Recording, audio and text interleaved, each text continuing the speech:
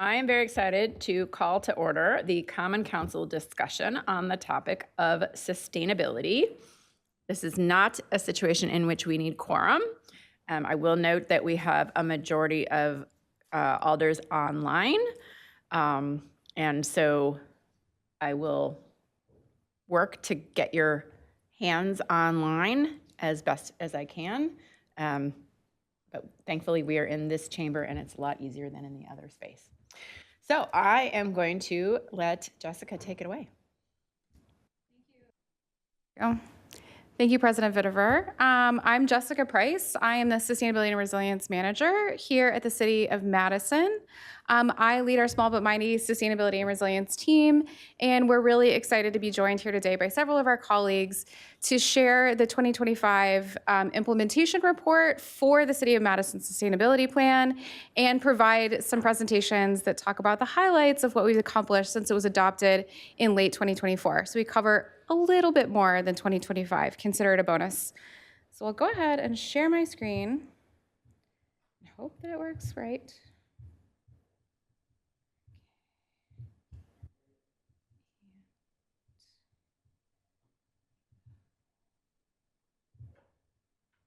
Okay. All right. We gotta switch. Oh, great. Thank you. Okay, so just a little bit of background about the Sustainability and Resilience team. We are really kind of the shepherds of the sustainability plan. Our mission is to make the Madison community more environmentally sustainable and resilient for current and future Madisonians. And so to achieve this mission, we do a lot of collaborating. We work across city agencies and with the Madison community to develop and implement policies and programs that advance the city's energy, climate, and sustainability goals. In 2024, the Common Council adopted the sustainability plan. It was the first time our plan, Madison has a very long history of having sustainability plans. It's been a priority in our community for a long time. But in 2024, we adopted the most recent plan that had kind of been sitting on a shelf for a little while. The last one had been adopted in 2011. So we were well overdue for an updated plan that captures our current work and our future ambitions. So this plan includes 24 goals across 8 categories. Those categories include quality, affordable housing, resilient city design and infrastructure, renewable energy and decarbonization, sustainable transportation, clean abundant water, zero waste, healthy ecosystems, and a vibrant green economy. So you can see that this covers a lot of, if not all, the elements of a sustainable city. It's also where our climate and energy goals live. So Madison doesn't have a separate climate action plan. It is embedded in our sustainability plan.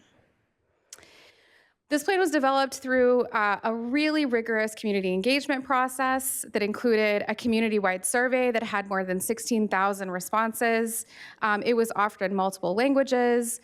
There were 2 pop-up events and then 7 focus groups, including 1 internal focus group with city staff and elected officials, and additional focus groups with different folks across the community. I'm gonna move this so I can see a little better. Yeah, so you can see we led, this took place mostly in 2023, and it helped us improve and make our plan more specific and attainable for our community. There's 2 main components to the plan. Within each of these sort of sections or chapters, we have both goals and actions. So the goals are really what we focus on at the high level. They are ambitious yet attainable achievements that make Madison a more green and resilient place to live and work today and tomorrow. And so each goal is then accompanied by a set of actions. And those actions are the policies and programs and projects that together will help us accomplish that goal. And so the goals are really more of our goalposts, where we're going. And our actions, we want those to be flexible. So as new opportunities, technologies, and circumstances arise, we can adapt and pursue additional goals and actions, additional actions in service of those goals. So we're gonna be trying to not just have this plan sitting on a shelf, but really make it adaptable and a living document that moves with us as we progress. So we've been working on implementing this plan pretty much since its adoption, and it required and really seeded a lot of outreach and collaboration across city agencies. And so one of the first things we started to do was say, okay, we have this plan, and now how do we make sure that it's really something that guides the work and is informed by the work of all of our city agencies? So one of the first things we did was form our sustainability champions team and started bringing those folks together. And that team has really played a big role in helping us issue that report. So I want to thank them at the top. All of the city staff, and I'll talk a little bit more about them in a minute, but all of the city staff that helped us get here and helped share the successes that they and their colleagues have been working really hard on. So we have sustainability champions. We have over 40 individuals from about 15 or 16 different sort of agencies, departments, and divisions at different levels, because you can imagine that those 8 different chapters really touch down on a lot of the work of the city. And so these are the folks that giving all of them a shout out today, and some of them are here to present to you later.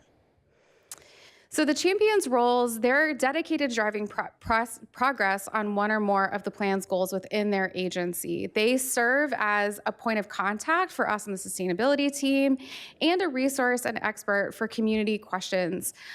They track progress for our annual reporting. So they work within their agency to sort of say how we're moving along on these goals in the plan. Are we working on the actions that are in the plan, and are we doing something different and innovative? They're graciously presenting to our Sustainable Madison Committee about their affiliated goals. So if you're ever curious about how things are going and want to hear from those agencies, please do come to our SMC meetings. And they join our biannual and one-on-one meetings with sustainability staff to help us get all of this done. So this was from our first champions meeting. Thanks to Olbrich Botanical Gardens for hosting us. We're excited to get to join there and really talk about some of the crossover and collaboration that's happening between agencies and between goals. I like to call this the cross-pollination that we have between our different champions. And we really pulled together to create the implementation report. So it's really intended as a document that shares success and qualitative updates on the progress toward each goal. We gave each goal's 2025 status a score on a scale of 1 to 5. So 1 means that we haven't really started or recorded a lot of completed progress on that goal. But that doesn't mean that it's not important. It just might be nascent, or it might be very new. Stage 2 is an early planning stage, so we've gotten a little progress. We're thinking about how we can get it done. We're doing some planning and maybe budgeting. Stage 3 is we've done some foundational work. We're working actively on that goal, and we have some achievements to show for it. Stage 4 is significant activities are completed. So that means we're really going full steam ahead. And stage 5 means we've really achieved some major milestones toward this goal this year. It's really on track. Some of our goals are stuff we will get done and be like, yep, we're finished. And other goals are things that we as a city want to continue to do, and that's ongoing, and that might be in stage 5. So this is an example of one of the pages in the report. So I just wanted to orient everyone who might have been going through this or intends to go through this of what it looks like. So we have our chapter, Renewable Energy and Decarbonization, at the top, our goals numbers and our statement of our goals in each row, and then that 2025 status is on the right. You can see it's numbered and it's color-coded, and it's a little kind of battery charge-up bar.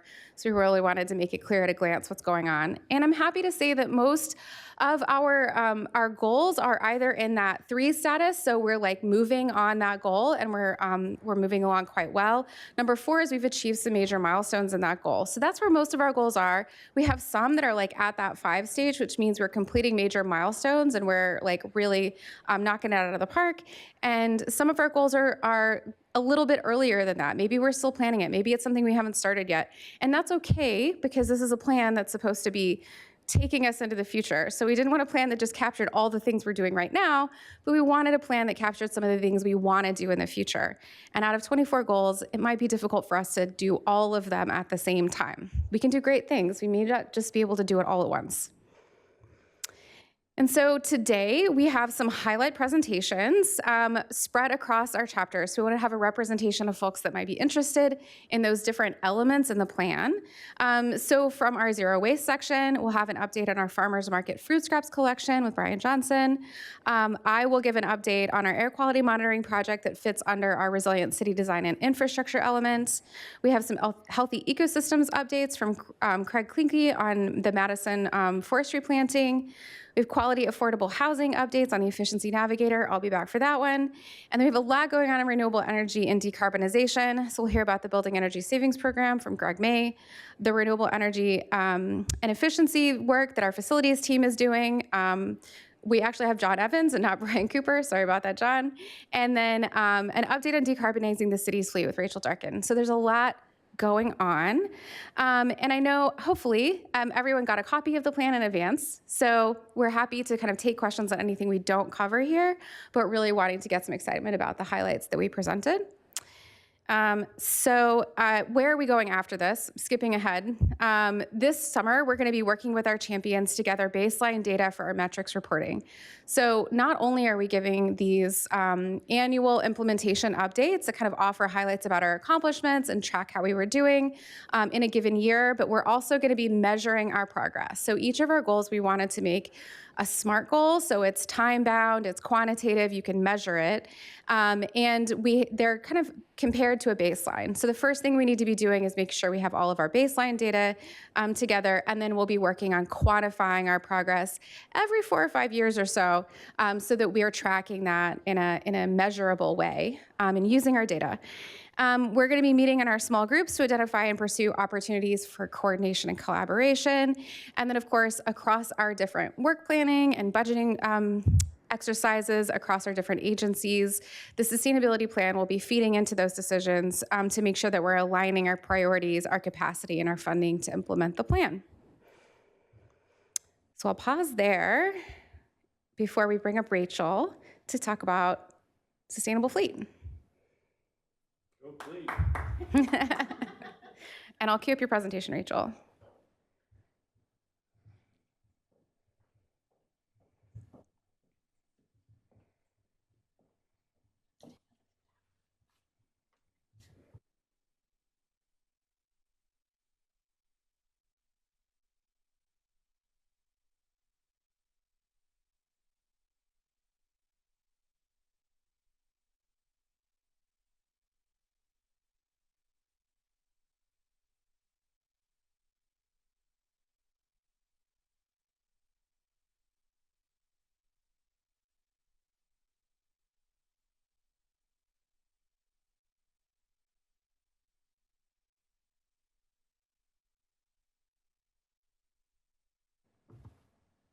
All right, good evening, everyone. My name is Rachel Darkin. I am the now Fleet Superintendent for the Fleet Service Division. And I'm going to be talking a little bit about the work that we're doing to decarbonize our fleet. So I always like to start with a little overview of who Fleet is. So we purchase, we maintain, we provide fueling, and then we sell at end of life almost 1,500 pieces of equipment and vehicles for the city fleet. So this is essentially everything on city streets, but not Metro Transit. Our team consists of 38 full-time staff. We maintain and supply 12 fuel stations across the city. We work in 3 repair garages, and we do this over 2 shifts and with 2 part-time apprentices. So lots going on within our team. And again, I always like to start with this snapshot of our emissions work, or emissions reduction work to date. This graph is found on our website, and it captures all of the cumulative CO2 pounds reduced by our efforts across our fleet division since 2018. And essentially, it does capture the carbon savings from our LEED Gold certified facility on Nakusa Trail, which we love.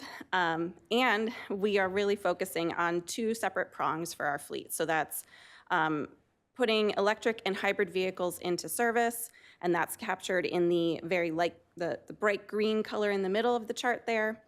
And then the use of biofuels in our large diesel fleet. And so that's captured in the darker green color at the bottom of the chart. So these numbers, I know they're very small on this graph. Just to pull out a few, last year with our hybrid and fully electric vehicles, we saved about 2 million pounds of carbon dioxide. And then with our biofuels, we saved almost 3 million pounds of carbon dioxide from being emitted into our community. So these really are having an impact, and I'm going to go into a little bit more of the details of how we're doing this next. So currently in our fleet, we have over 130 fully electric vehicles and over 150 hybrid electric vehicles. A lot of these are the light-duty vehicles that you see on the road, the passenger vehicles, our trusty Leafs and Bolts. But then we also get into some other applications like UTV carts and forklifts, and of course the Pierce Volterra, the first electric fire engine in North America, and a few other heavy-duty applications too.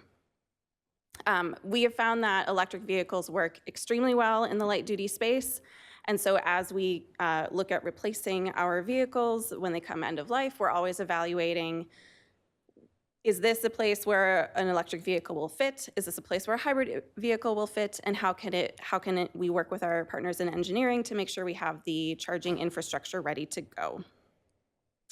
And aside from the sustainability benefits here, we also get some benefits in our operating budget, so I wanted to highlight that. Last year, we saw an average 50% reduction in our work order costs for our electric vehicles and our hybrid vehicles across the board. And then we have also seen fuel savings. Our EVs, for every 5,000 miles driven, save us 400 gallons of fuel. And then our hybrid vehicles save us over 200 gallons of fuel for every 5,000 miles driven. So every time a city employee checks out one of those vehicles in our pool or does their work with those electric vehicles, it's saving on our operating side as well. And of course, we have our electric vehicles in the heavy-duty space that we are testing. This is Trash Gordon in the Streets Division, and we have actually now three waste trucks, electric waste trucks in our fleet, mostly within streets. We've also, we're testing one in the Parks Division now.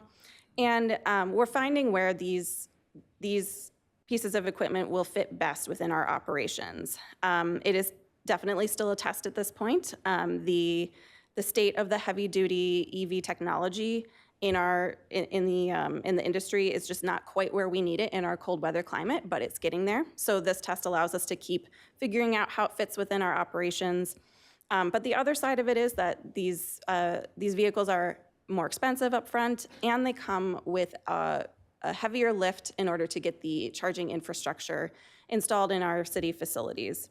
So in the meantime, our main strategy to have an impact on our sustainability goals is by using clean fuels. So I'm going to go into a little bit of an overview of the clean fuels that we are using for our diesel fleet. Most of you are very much aware of our biodiesel usage, but we're also incorporating renewable diesel. So biodiesel is a renewable fuel made from soybean oil, agricultural waste, and other waste oils. Renewable diesel is made from the same feedstock.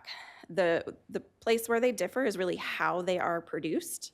And the process for creating biodiesel creates a fuel that meets a specification separate from the petroleum diesel specification. Renewable diesel is chemically the same as petroleum diesel, so it meets that same ASTM D975 specification. That's important for thinking about the pieces of equipment we can use the fuel in. Both fuels, on average, will reduce emissions in our carbon footprint by around 75%. It changes based on the feedstock used and the various life cycle costs associated with each of those feedstocks. But on average, we're seeing the studies are showing around 75% reduction. Both fuels do have cold weather challenges, which is something that is a little bit of a misconception when we think about renewable diesel. Biodiesel will absolutely gel up the way that petroleum diesel does, but just at slightly higher temperatures than we're used to with regular diesel. Renewable diesel does the same thing. It does start to actually almost freeze solid when it gets stored near its cloud point. That cloud point is lower than biodiesel, so that we have a wider range of temperatures that we can use renewable diesel within, but it does still have some challenges that we need to be aware of when we put it into our operations. The key thing for me, though, is going back to that, that specification, which allows us to use each fuel in different pieces of equipment. Biodiesel is only compatible with our existing equipment within vehicles and also our fueling infrastructure in blends up to 20%. Renewable diesel, however, we can use 100% renewable diesel in all of our existing equipment. So that makes that the use of the renewable diesel much more flexible within our operations, allows us to use it when we have it available, when the price is right, without investing a ton of resources in upgrading our infrastructure. Thinking through the use of the both fuels within our fleet, we've done a wide variety of testing over the last several years. We have tested and used successfully a blend of B5, which is 5% biodiesel, B20, 20% biodiesel, all the way up to B100 in a pilot program. And then on the flip side, with renewable diesel, we've tested 100% renewable diesel, which is also known as R99, R80 B20, which gets some benefits of the biodiesel mixed into that fuel, and then also blends of R25 or R20, so smaller portions of renewable diesel mixed with petroleum diesel. Sorry, Rachel, before you go on, can you just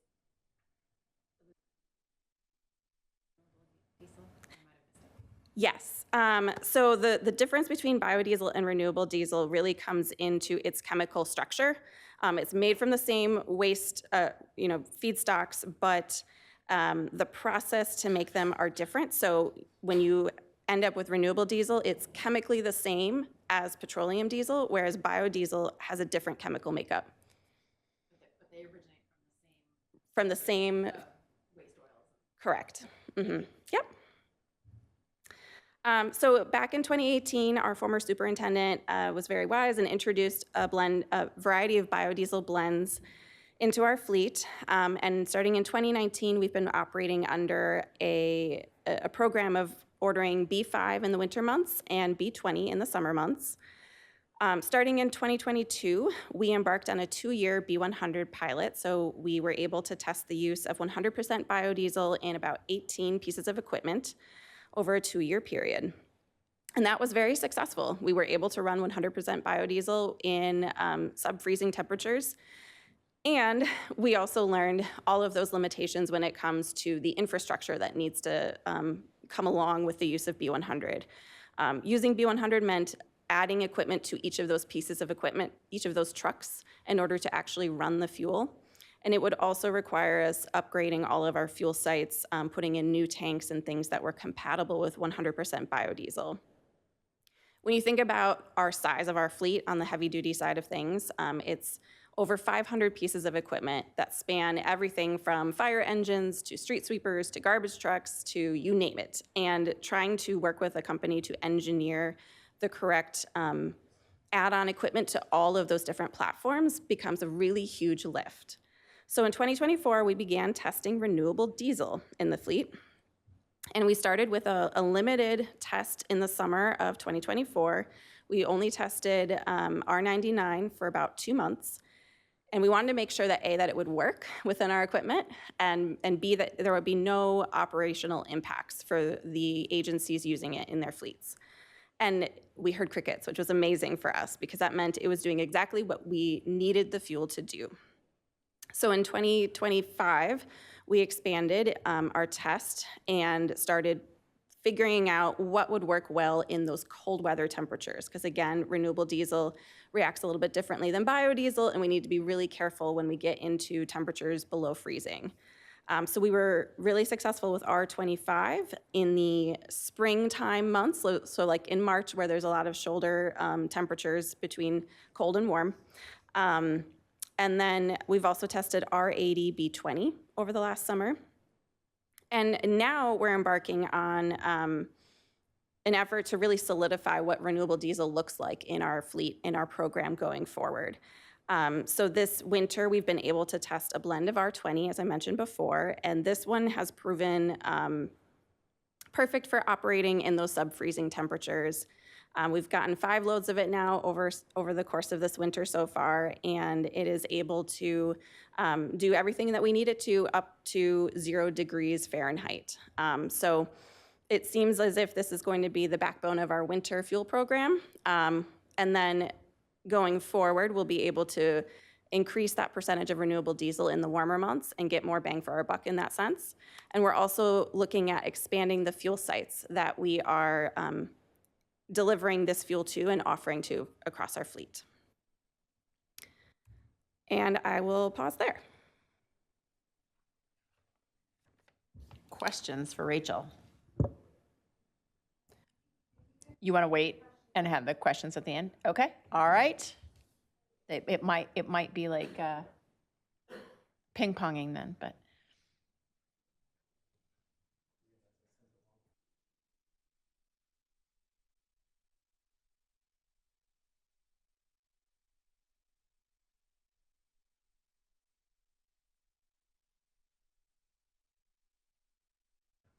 Okay, well, while you're getting ready, Brian, I just think that everybody is so happy with the streets response with this unusual March snow. We've been getting kudos, so just thank you for the incredible work, and especially the, if folks didn't see the extra special plow to get the mom to the hospital to deliver. So pretty neat stuff happening in the city.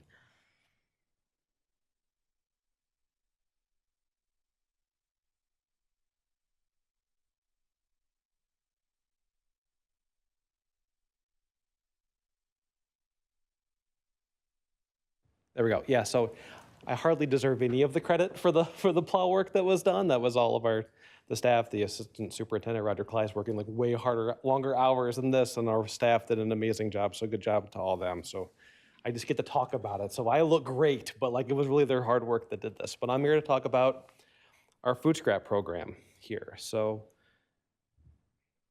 if I can, I made a mistake and I sent it as a PDF instead of as a PowerPoint. So excuse me as I try to slide through this thing. No, we'll be okay. Oh, how do I fix this? Yeah. Make this as painless as possible. There you go. And then okay. if you hit the page down. Oh, okay, gotcha. Thank you. Okay, so recently late last year, the state of Wisconsin came out with this food waste evaluation report where they kind of try to quantify how much food waste goes to the landfills around Wisconsin. And it's 900,000 tons of food waste goes into the landfills around the entire state. So about 20% of around all the waste that gets landfilled throughout the whole state is food waste, and that's 652,000 tons of wasted food, so that's food that could be eaten or could be given to animals, and that 270,000 tons of actual like food scrap. So you think like nut shells, orange peels, banana peels, stuff like that. So it's a lot. It's a lot of stuff. So if we kind of think of that in streets division terms, so if you think about 20% number. So last year, the streets division, we collected 44,423.61 tons of garbage from those tan collection carts in front of all of our homes. So using that 20% number, which is a round number, like the number is like a little squishier. There was a 2020 waste sort that the Dane County landfill did. The number out of that sort was like 21.8% wasted food. So at 20%, we'll use the round number. Those 8,884.72 tons of food just from the tan carts, if all of that stuff. But that's the minimum number, you think, from just our city, because here at the Streets Division, we don't collect from everywhere in the city of Madison. Any place with a metal dumpster, that's not in our collection universe. We don't pick up from the campus. We don't pick up from any big restaurant. You know, you think if you go broader for the whole county, there's a lot more food waste there than just what's in those tan carts. So that nearly 9,000 tons, that's the floor for what's going into the Dane County landfill every single year. So it's a lot, and it's been a lot for a long time. And we've known it's been a problem because we've been trying to figure this out since at least 2011. and where we've tried one way or the other for, alders have been here for a while. I saw Alder Revere's name on the list online. He probably certainly knows that we've been trying to figure this out for a while. And so like, why haven't we solved it? I have a separate, very long presentation that I gave a college class about like all the times we've tried and failed and tried again. It really boils down to two things. It's contamination issues with the food scraps, and that's things like people forgetting twist ties on the things of parsley that they wanted to get rid of, or like stickers, or things that just flat out don't belong in the food scraps, like plastic bags, or clothes, or like all sorts of stuff that winds up in the food, like styrofoam. And also just lack of available processors. There's not really many places in Wisconsin, period, that want to take post-consumer food scraps. Their options are really limited, or had been for a really long time. So that's sort of the short answer as to why haven't we solved it yet. But we're making progress. So since 2022, here's how we've been trying to get our arms around this problem. These are the two interns that have been working with us. Been working with Sustained since 2022 to do some food scraps at our farmers, at some neighborhood farmers markets, and these are two of the rockstar interns that have been working with us like since then. We did a collection on Halloween. That's why they dressed up. They don't just do this like all the time. So that's Jeannie is the avocado and Jennifer is the hippopotamus. And so anyway. So yeah, what we've been doing, we've been having food scraps at farmers markets, neighborhood farmers markets. The idea is if we can get some drop-offs in these neighborhood farmers markets, a little bit more convenient at these sites. It's make it more of a vibe because people go there, they're happy to be there, they're already there buying vegetables that sort of fits the situation. They're staffed by Sustained interns, so we can, because those neighborhood farmers markets are off hours from whenever the streets division could staff it, so it sort of fits there. We're able to really tightly control the materials that come in because that's why we need them staffed, so they can keep an eye out for all those produce stickers and twist ties and plastic bags. Also, the material is really tightly controlled too, because the material is going to an urban farmer in Fitchburg. It's Robert Pierce. He actually runs the South Madison Farmers Market, so if you ever go to the South Madison Farmers Market, you can buy some of the vegetables that the food scraps are helping grow. There's Robert there in the gray t-shirt. You've probably seen Robert also like in newspapers, and that Robert's pretty known around here about in the composting world. Which I assume all of you travel in. So, but anyway, and so yeah, and that's where the scraps are going. And but it's this farm, so we're kind of limited on what we can take because it's a small on-farm composting operation. So it's not some big commercial thing. So we have to keep it pretty tight. What we can accept is basically what you can take in a backyard composting operation. But we're still doing pretty good with what we can take. And so since we've had this farmers market program going, it began with a grant from the USDA and a transition to being funded by the Resource Recovery Special Charge in the past 2 years, where we started off in 2022, where the red bar graph there is number of, we've been calling them users, but it really might be more fair to call it deposits because we don't have a good handle of how many like repeat users, but there's some irregular people that come every once in a while, but it's, we're our number of people that show up. More people learn about it week to week. That keeps growing, and the number of pounds also been going up every year too. Where last year we had 20 tons or 40,000 pounds of food scraps. Now that's about the equivalent in weight of a small herd of bison. That's what that's about, the little sticker there. It's, again, 20 tons is great. It's not 9,000 tons, but it's getting there. We're on the path, considering that we're getting our arms around it slowly, right? We're taking it a bit of a time. And also what happened last year, the other kind of piece of that puzzle that we're sort of missing, where that contamination control is we're just watching it carefully, right? That's one of the things we're doing at those farmers market is watching the inputs. Dane County, as one of the things they're doing, is developing a sustainability campus as part of their landfill expansion. And they too want to tackle this food scraps problem. They also got a grant, and they were able to station these scrap stops around the county. There's 3 of these year-round scrap stops. They're not staffed. They're these unmanned or unstaffed kiosks, basically. You have to pre-register to use them. And there's 3 of them in Madison. One's in Vilas Park, the little back parking lot, kind of off Vilas Park Drive. One is on the north side of Madison in Warner Park. and the other one is at the, I think actually in the landfill campus. Those are the 3 Madison sites, but they have others around the county. And they take the scraps from these sites and they take them to the one big commercial composter in our area, which is Purple Cow Organics, which they've been able to work with to set up some sort of bigger scale food scrap program to set this up. And so these kiosks are kind of a test as like, well, can we make this work? Can we trust ourselves to have these sort of unstaffed things and follow these rules and do it right? And these kiosks are kind of working. You know, there's still some mistakes. There's still twist ties, loads of rubber bands. We can't seem to figure out rubber bands, but like we're figuring it out. We're getting there, you know?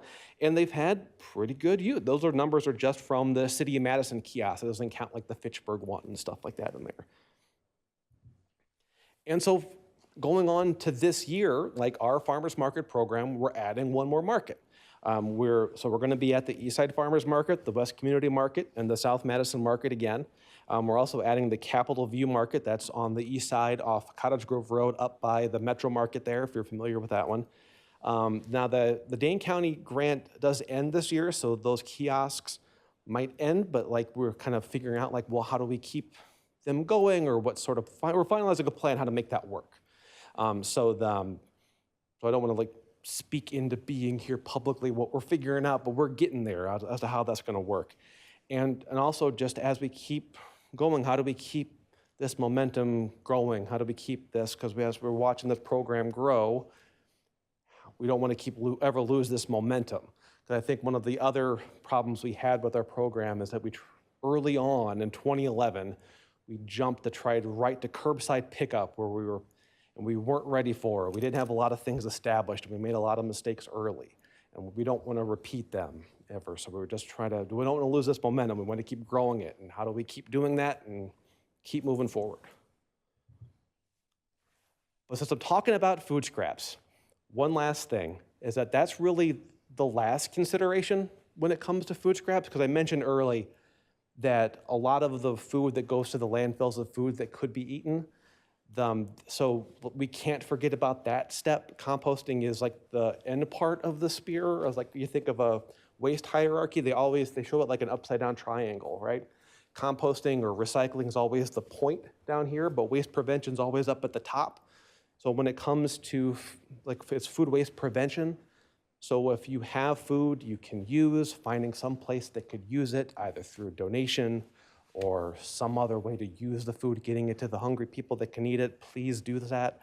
So we have some list of the food donation opportunities on the food scrap website as well. And the Dane County Public Health also has plenty of resources on their site too. So there we go. I try to be quick. So.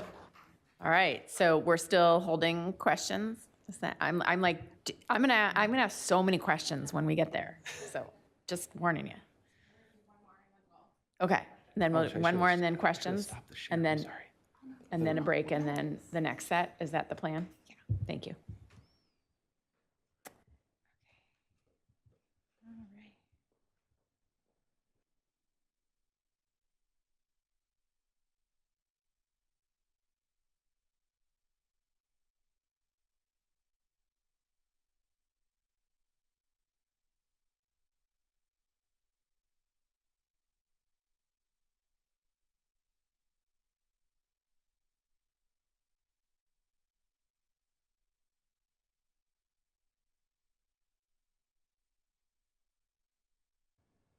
Okay, I'm back to talk a little bit about our air quality monitoring project.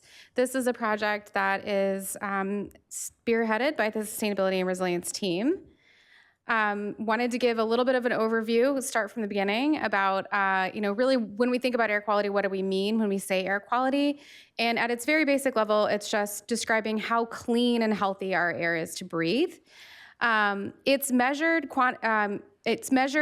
officially by the Department of Natural Resources here in Wisconsin. They're the cognizant agency over air quality.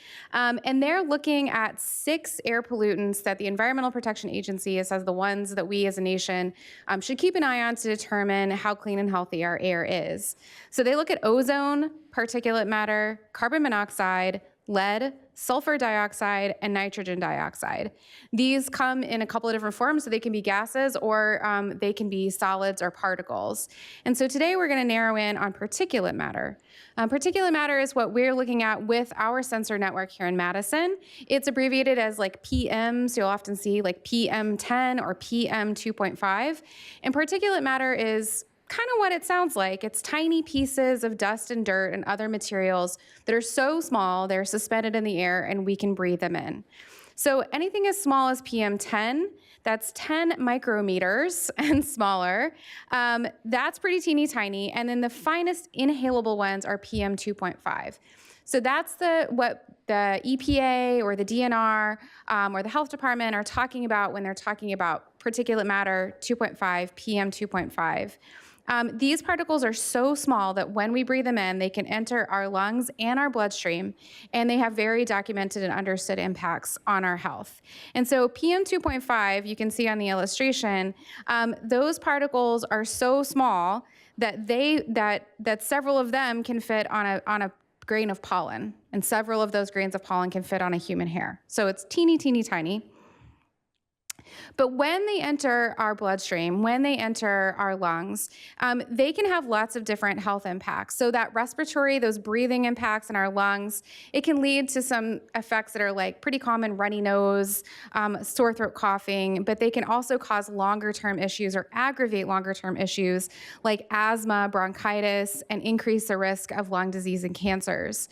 When they enter our bloodstream, they can affect our heart health, so they can contribute to or worsen heart attack and stroke, arrhythmias, irregular heartbeats or palpitations, and they increase the risk of heart disease. And then, of course, we've probably all felt it when we've been outside on a really dusty day or a really smoky day. We can get effects in our eyes, sore eyes, stinging redness, that kind of inflammation as well.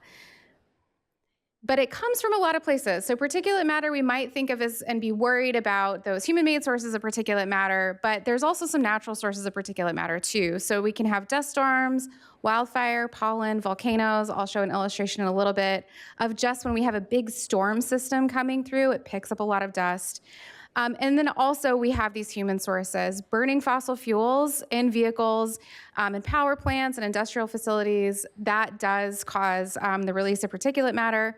Some industrial manufacturing processes and mining, construction activities and demolition that kick up a lot of dust, and agricultural activities like tilling and harvesting crops. So there's a lot of different sources of particulate matter, and usually not just one on a given day.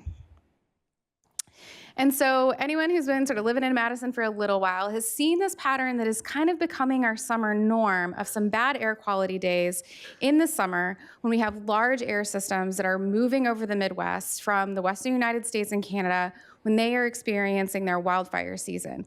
These air masses can travel over really, really long distances, and particulate matter is one of the main pollutants that they're carrying from one place to another. So this was actually back in 2023. This is taken from the Capitol, the dome of the Capitol. And so you can see on a good day, you can actually see the lake, you can see it on the street, but in our worst air quality days, that visibility is pretty bad. So trust your eyes. If you're outside and it smells smoky and it looks smoky, it is smoky. So protect yourself, and we'll talk a little bit about what that means. But yeah, a lot of people are like, oh, I can't ever see air pollution around here, and that's not true on our worst air quality days. So trust yourself. We often talk and hear air quality talked about as the air quality index, and it was developed to really make communicating about air quality and our health and when to take precautions easy. So air quality is often measured in micrograms per milliliter cubed, which is not a measurement that a lot of us can visualize and think about every day. And so instead, it takes that concentration of micrograms per milliliter cubed in the air and translates it to a scale from good to hazardous. And they've color-coded it, and they've assigned some numbers to make it easy to understand at a glance. And so when our air quality is good, our air quality index, or AQI, is the green level. The AQI is between 0 and 50. Good day to be outside, no concerns. When you start getting at that moderate level up to 100, that's when folks that have some cardiovascular conditions or some health risks might start to feel the effects of poor air quality. Unhealthy for sensitive groups means that's when those folks, those sensitive groups, need to take precautions. Unhealthy, very unhealthy, and hazardous are bad for everyone. So that's when we all really need to be thinking about what our activities look like that day, how to minimize our exposure to poor air quality. And one of the things that we've learned in our project is a lot of folks don't think about themselves as a sensitive group. We don't think about ourselves as maybe we don't have any heart or lung conditions, maybe we don't have asthma, but if you're under 5 or over 65, you're considered a sensitive group. So that's just something to keep in mind. There's a lot of ways that and conditions that might make us a little bit more sensitive to air quality. So the DNR, Department of Natural Resources, has been measuring and regulating air quality in Wisconsin for a long time. They have 36 regulatory grade sensors statewide, and I like to call these the fancy schmancy sensors. These cost like tens of thousands of dollars a piece and are collecting very precise scientific data about air quality. And they're supposed to be ensuring that Wisconsin's air is meeting the national air quality standards. If you're not meeting the national air quality standards, you're required to take some action to clean up your air. Luckily, Madison does meet the national air quality standards for particulate matter, so we're good there. Spoiler alert. And they're also responsible for alerting the public when air quality is bad. So they are the agency, that is their responsibility. They also issue permits when a permit holder might need to be conducting some sort of activity that produces air pollution. So they're responsible for measuring and tracking and making sure that they're following all the safety guidelines. And they also collaborate with other partners like us to monitor and improve air quality. So we have started a local air quality sensor network. So back in 2022, I think, there was a call from the EPA to say, we want to see more local air quality monitoring out in the world. We want to see local governments, state governments, nonprofit organizations, other communities measuring air quality, raising awareness around the connection between air quality and our health. And so we were lucky to have applied for and received, be selected for one of those grants. And so we've installed a community-wide network of air quality monitors to help provide up-to-date information on particulate matter across Madison. So we have 65 solar-powered sensors. They're measuring those different particle sizes of particulate matter, so PM1, 2.5, and 10. They're powered by a solar panel. They upload their data over the cellular network, so they're pretty standalone. You can kind of put them anywhere. And we've put them on city-owned infrastructure around the community. And this is really meant to complement and add the data we're getting to the data that's collected by the DNR and help us answer some questions and understand some patterns, if there are patterns in our air quality. So these are the team. This is some folks from our partner organizations, which I'll list a little bit later, and the Department of Natural Resources when they're installing our sensors.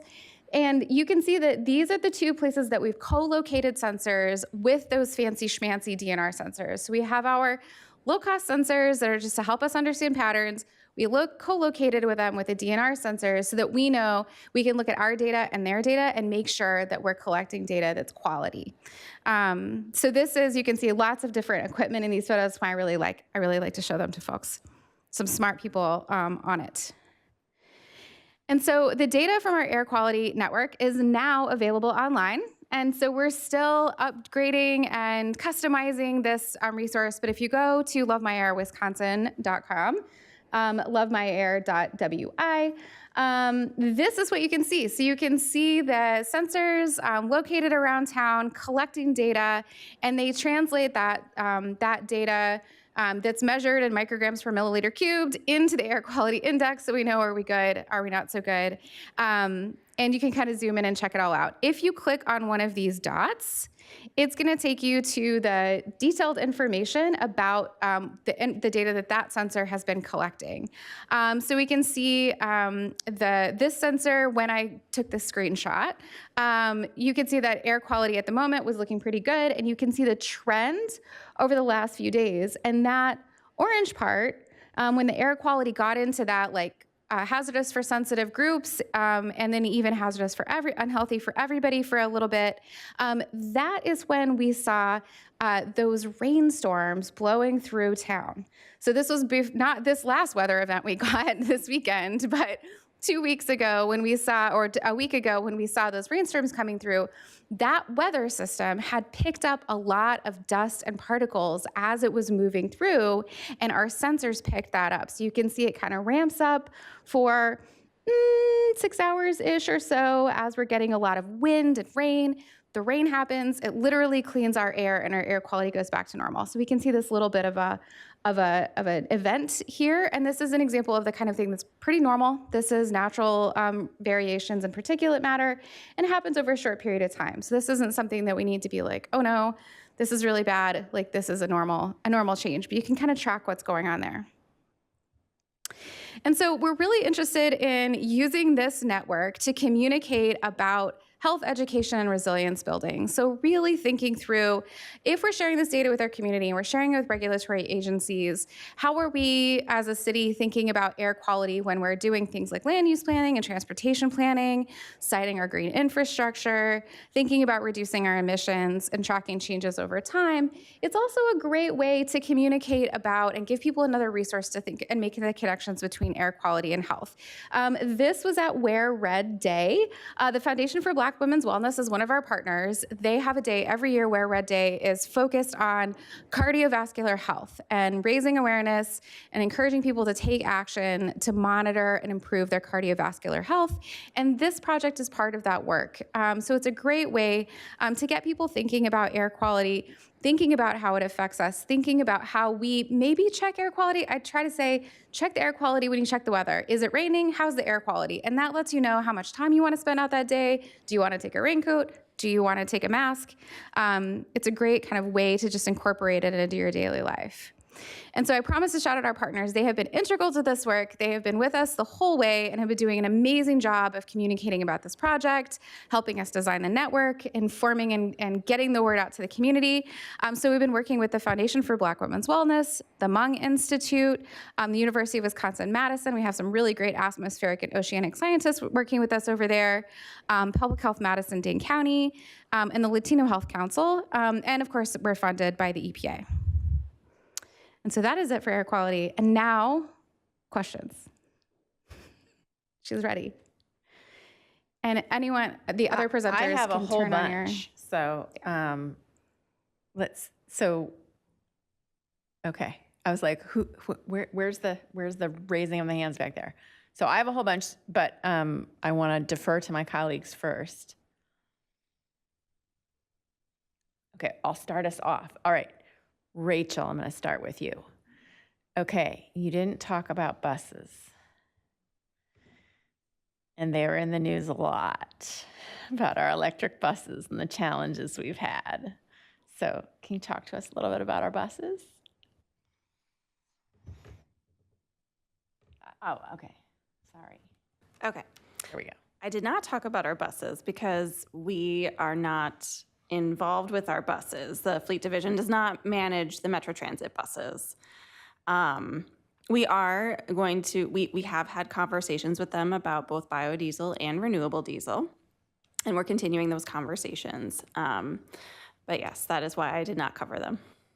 Fair. And then my other question was about the electric, so Trash Gordon, which is a great name.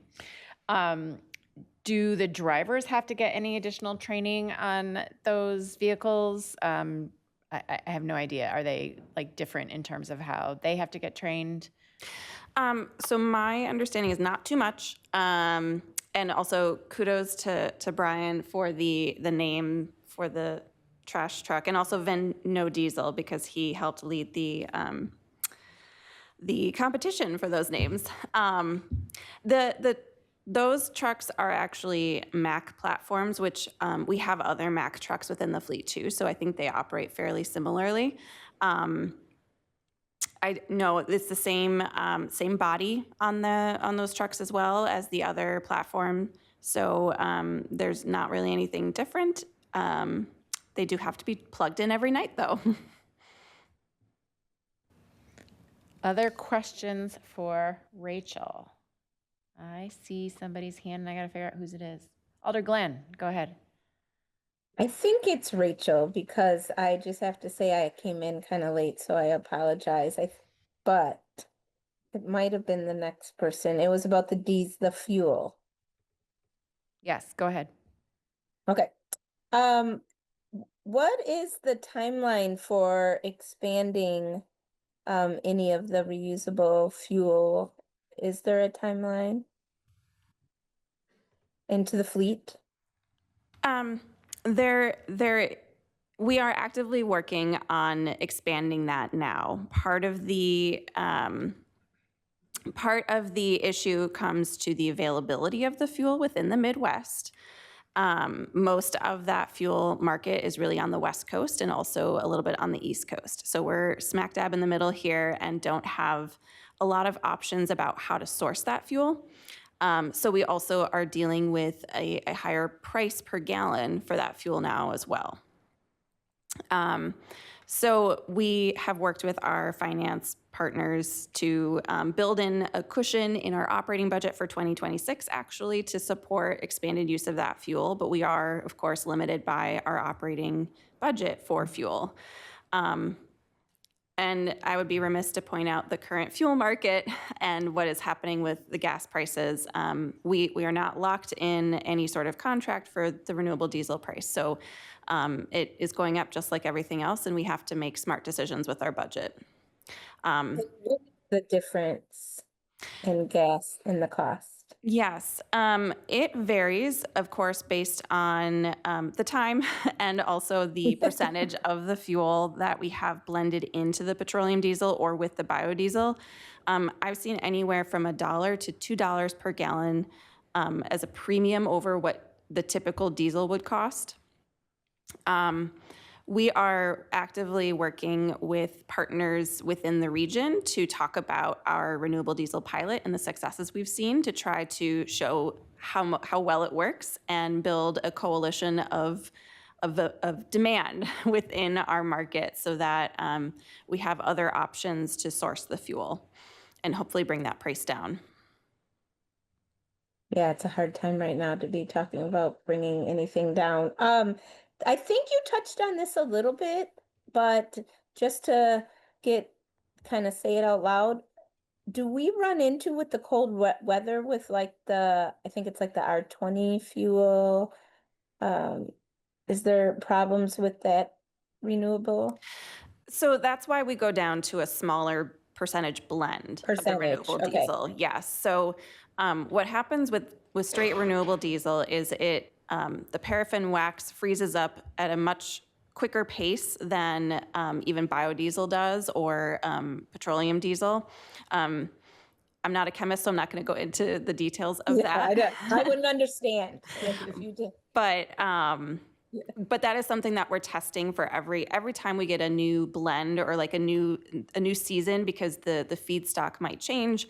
Our partner is actually testing what's called the cloud point of the fuel and the specific blend we're ordering, as well as the cold filter plug point.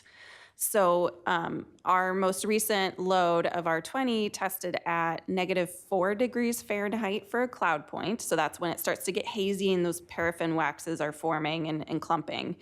And then it had a cold filter plug point. So that's when essentially the fuel filter would get plugged with the gunk of the freezing, the gelling, at -18 degrees Fahrenheit.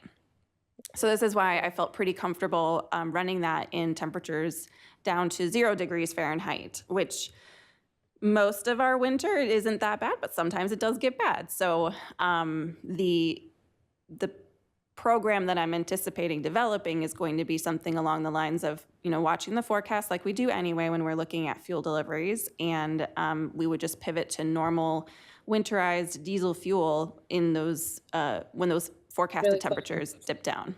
Mm-hmm. Okay. And then, yeah, I'm just interested. I mean, obviously, I think it's extra interesting, even right now, as we're all thinking of like, what is the alternative to things for gasoline? So yeah, that was interesting. Thanks for the presentation. I appreciate it. Of course. And then this might be like a combo question for Rachel and Brian. But once we get that sustainability campus, is there potential that we would have local production of biodiesel from that initiative? Okay, wait, I have to figure out where you're sitting. There we go, thank you. No. Because like with the sustainability campus, the focus really is more a matter of diverting as much waste as possible from the landfill. One of the possible things that could be cited there, one is the Dane County project for the most part. Like the sustainability team, myself, we're kind of part of the process, but as far as like what gets cited there to be able to meet some goals or metrics as far as it comes like diverting waste from there. So one of the things that could in theory be cited there is something called an anaerobic biodigester, where food scraps could be diverted from the waste stream and then made like a biogas or like a renewable natural gas that could be used as vehicle fuel. But that's a whole other thing than this renewable diesel thing. And there's other, like, I am now outside of my limited area of expertise about like the drawbacks of natural gas as a vehicle fuel, and like I know there's horsepower drawbacks and things like that from what I understand, and like there's other things that could be with that. What's the cost for that? Because biodigesters, that's like a $20-30 million investment in that. How do you make that value back over the course of the life of that kind of machinery? You know, like it seems unlikely for that, but I know the county is exploring like what's the best way to do that, so to manage our sort of waste production that we have as a community.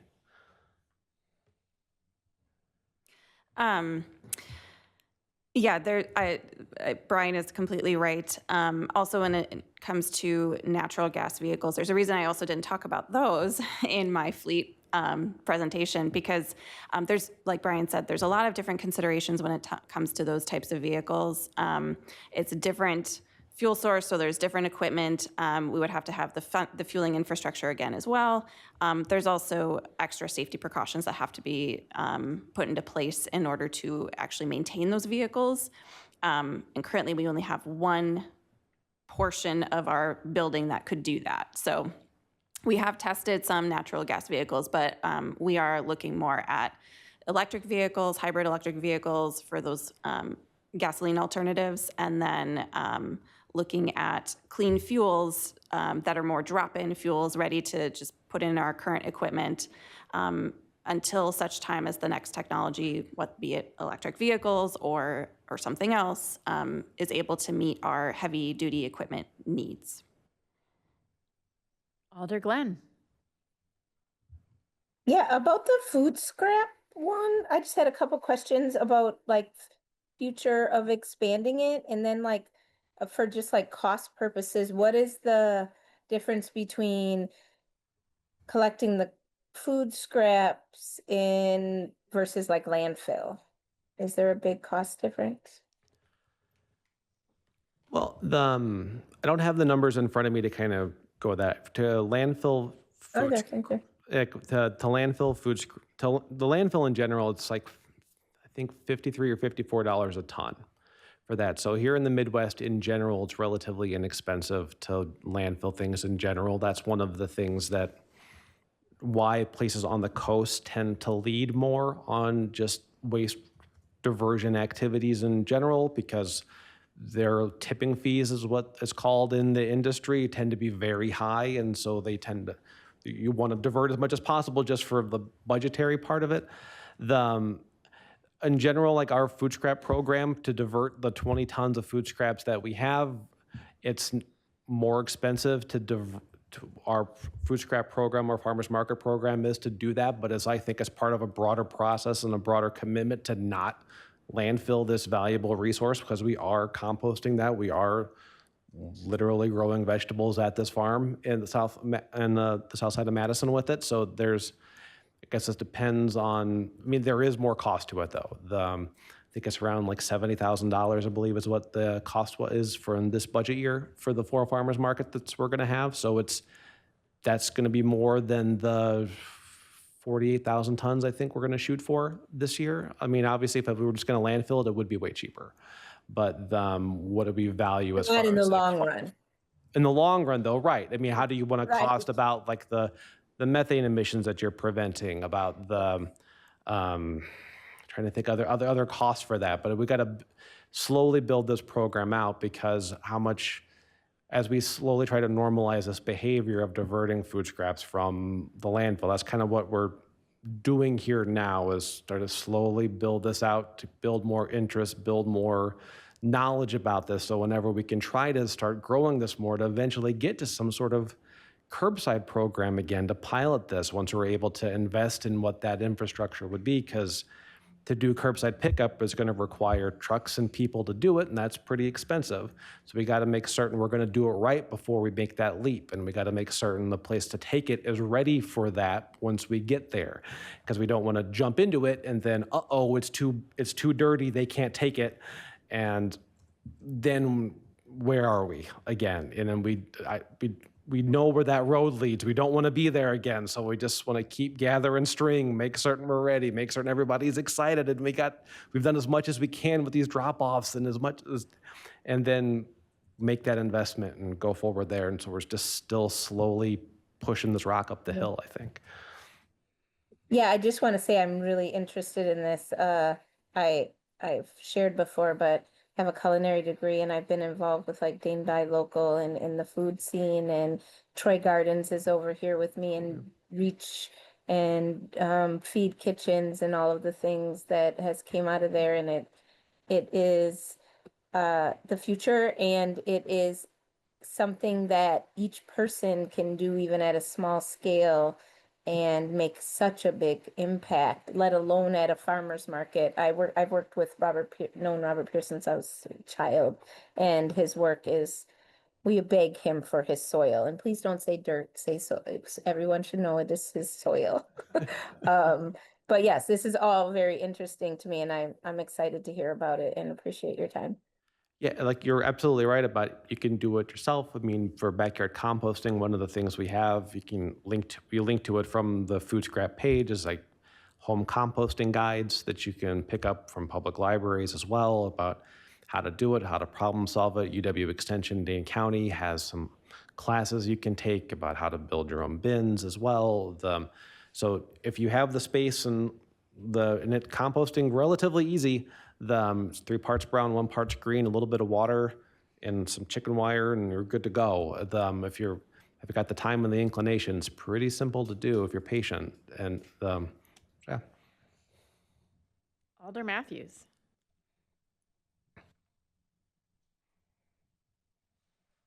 Thank you. I also had a question about the food scraps. You had mentioned there was a grant there was funding for this that likely wouldn't be continuing, but you also mentioned, right, that it was being run, or at some capacity it was being run by volunteers, and then, right, the scraps are being taken to a farm. So I guess my question is, how much of how much was that funding, and are there ways to incorporate more volunteers or other ways to continue it without that funding? Gotcha. Sorry, I didn't make that clear. So the whole tick-tock of the way the program began in 2022, the city received an FDA grant to start our farmers market program. I can't remember the exact dollar amount it was, but that started us off where we are, like with our current iteration of the program. When that FDA grant ended after 2 years, that funding for our program moved to the Resource Recovery Special Charge, and that's how we're funding it now. We are paying Sustain Dane to staff the farmers market sites. They hire what they call interns, or they call them interns, but they're Sustain Dane seasonal employees, basically. They're the ones that actually staff the sites, monitor it, hand out educational information, haul the scraps from the market sites to Robert's farm, where he does the composting. Also, Robert gets a small payment for doing the work as well. Dane County got the same grant after us to establish their kiosk program. They got a little bit more money than us, so I don't know what they did better than us, but that's a different thing. But and so so that's where they built those kiosks with the help of the Children's Museum.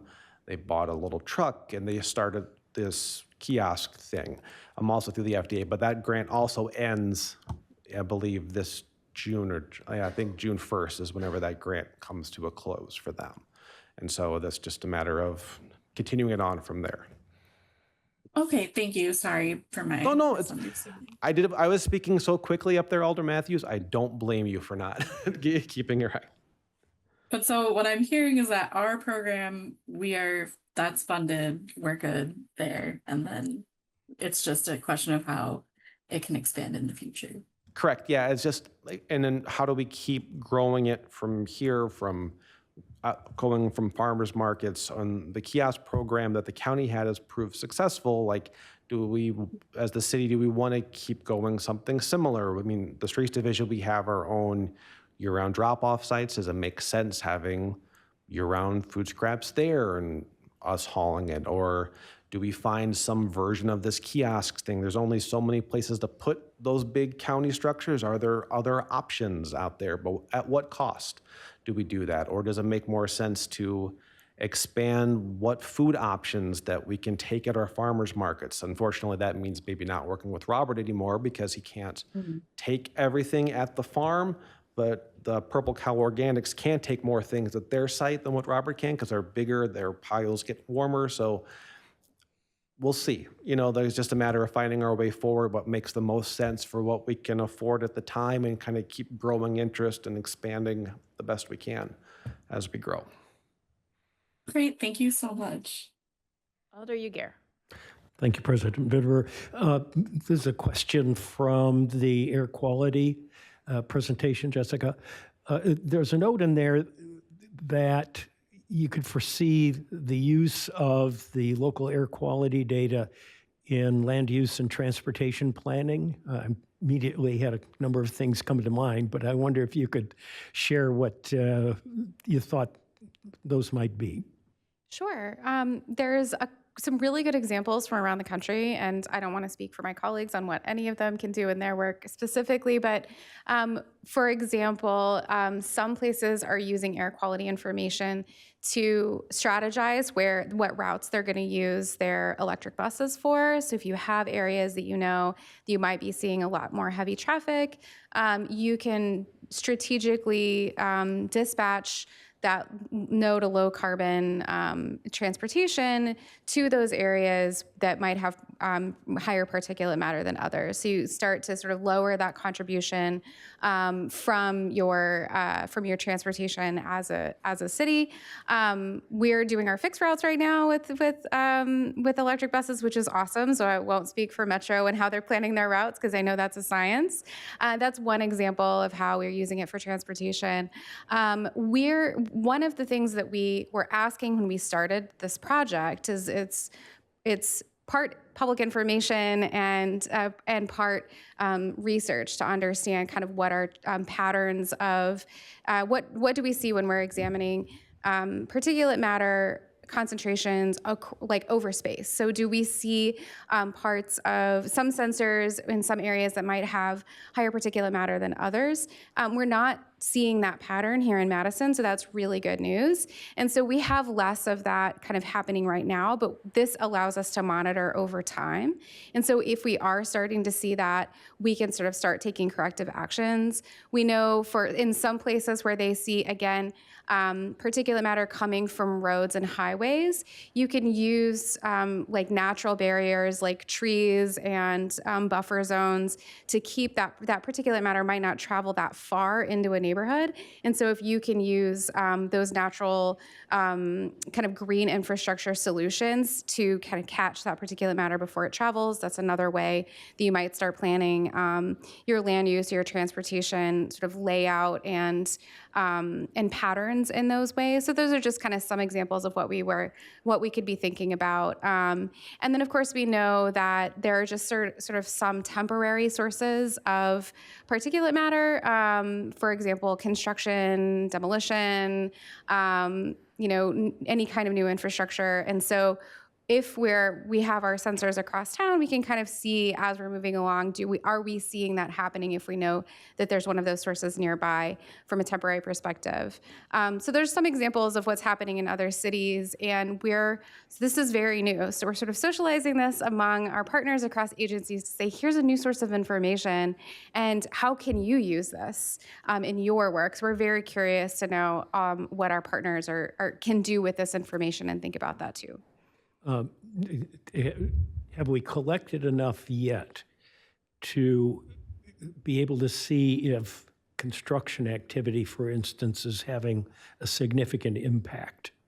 Good question. We have about a year of data, but I will say that our sensors are kind of fixed points. So if there happened to be something nearby, we might catch, like we saw this storm lift our particulate matter concentration as it moved through town. So we saw this in almost all of our sensors. We might see that one sensor has an elevated level of particulate matter for a day or two, and we could say, what is happening there? But to understand what's going on at a particular location and a particular site, that's typically the purview of the DNR. So like if they needed a permit, for example, they would work with the DNR to get that permit, and the DNR would monitor what's going on. So these low-cost sensors are typically not deployed in that same way because they're kind of fixed in space. But if you did happen to have, there's a sensor at an intersection and then we're constructing a new building there, that might pick up what's happening at that location. What I'm thinking about, and where this is potentially useful, is, we're strategically looking at encouraging development, redevelopment in certain areas along corridors and so forth. The TOD overlay, you've probably heard of encouraging certain kinds of development in certain areas. And so if we look across the city, indeed, we're finding that we're concentrating almost continuous construction activity in some very specific areas. It might be interesting to know because people do have concerns about whether it might be having a sufficient impact on air quality to cause some health problems, at least for the vulnerable population. And it might say that we do need to pay more attention to mitigating approaches for that kind of construction activity. Absolutely. We are working with scientists at UW and their Atmospheric and Oceanic Sciences department to analyze the data that we've collected so far. And so I can raise this with them. They have a couple of things they're looking at, like distance from transportation, distance from the lake, correlations with weather, all of the different variables you might think about. And so I can raise this with them to see if that's something if this data would lend itself to looking at that. I think that's a really interesting question. Yes, thank you. Thank you. Thank you, President. Alder Glenn. Thanks again, President. Last question, I think. Was there any kind of equity component in the decision to where the sensors would be placed? Absolutely. And thank you for asking. I didn't delve too far into the background of how we deployed all of the sensors across the city. But we had a couple of different layers of that decision making. First, we had worked with EPA and said we were going to locate a sensor in all of our census tracts. So the census tracts have approximately the same number of voters in them, and that's sort of how they're designed. And so if we place a sensor in each census tract, then that sensor will kind of represent the same number of people. So that was kind of our strategy for deploying things around. So if you look at the map, you'll see like closer into downtown where we have a lot of density, we'll have more sensors there, and a little bit as we spread out and the community is less dense. We worked with our community partners, the Latino Health Council, Foundation for Black Women's Wellness, the Mung Institute, and we had our own open house as well. So each of our partner organizations and the city had an open house event that was open to anybody, but we had them around town. We had them at different times of day. We wanted to make them fun, where folks could come in, learn about the project, and tell us where they're thinking about air quality in their neighborhoods. So when in their day would they be thinking about air quality, or what decisions are they making that they would want to know about air quality? Is it like near parks, near bus stops, near schools? We had a whole list of kind of places that people were thinking about, and people actually put little pins on a map to say where they're interested in having a sensor. And then we had a really amazing GIS specialist that helped us take all of these different kinds of qualitative data and find the city-owned light poles that best fit those characteristics. And so it was a great, melding and braiding of science and qualitative lived experience from the community. And the city has a boatload of light poles, so shout out to traffic engineering for maintaining all of those and for their help in deploying these sensors. So they're the folks out there that are putting them on a pole. If something goes wrong, they're the folks that check it out. And they've been really fantastic partners in making this network go. And so we put them on the city light poles because it's locations that like we as an organization can access and have control over. So you don't have to worry about someone like taking it down off their building or it disappearing or something. So we had some constraints, but we also collected a lot of data and information to make sure that we were putting them in places that were representative of neighborhoods across town and that were responsive to what people were interested in learning and where they wanted to know where the air quality was.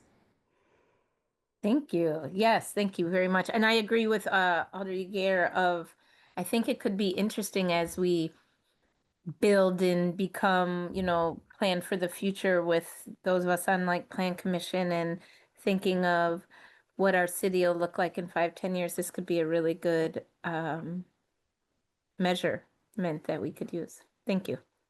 Thank you, President. Alder Okovich.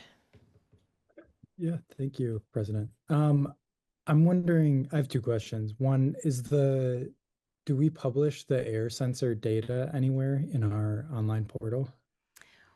We don't have it published in the online portal, but we do have it available. So that's it's not in a city data portal, but it is in a NASA data portal, which makes me feel really fancy for getting to say that. But it is shared.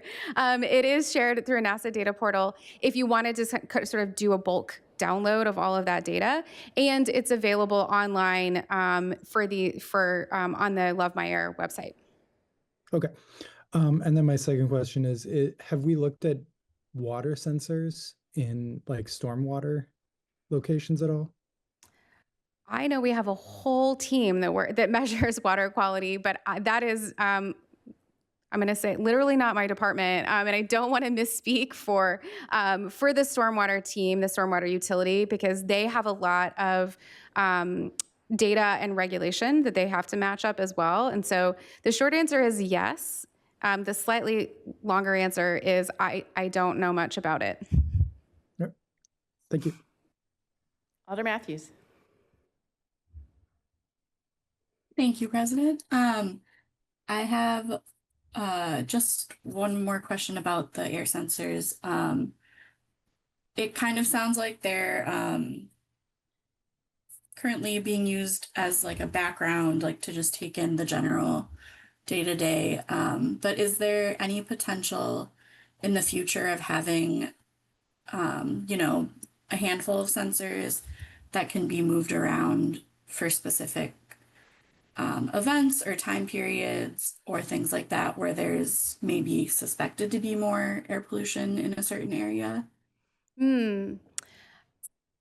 The short answer is yes, if we have enough money for doing something like that. And the other answer is it's a little bit complicated to do that kind of monitoring if you, depending on how you wanted to narrow down the air pollutant you're interested in. And so, we're looking at just a particulate matter. There are other types of air pollution out there that you might want to look at. And it's very kind of point source specific. So that's why we wanted to deploy sensors across the city, so we could see if we're measuring, many different places, it becomes more representative of what's happening. The DNR has the two regulatory sensors. One is near the airport and one is near West Campus. Those are the sensors that are collecting that kind of scientific data that helps us make regulatory decisions. So while the air quality monitors that we're using to understand particulate matter are like a good source of information, they're not regulatory grade. It's not collecting regulatory grade data. They're not those fancy schmancy sensors. And so We've spoken with the DNR to kind of understand what that process is, and they've advised us that if there are particular, point sources or mobile sources that we're concerned about, they're the agency we should be working with if we are thinking that there might be a regulatory action necessary. But we could expand this network and have more sensors. They're kind of designed to be in one location rather than like attached to a bicycle or attached to a car or something like that and move around.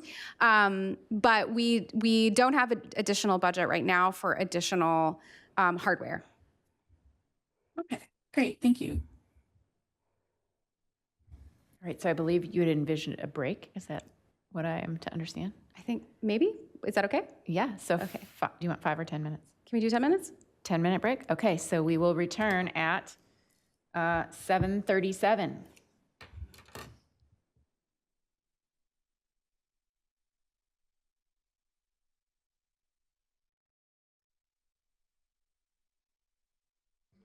All right, we are reconvening the Common Council discussion on sustainability as soon as we get screen sharing to work.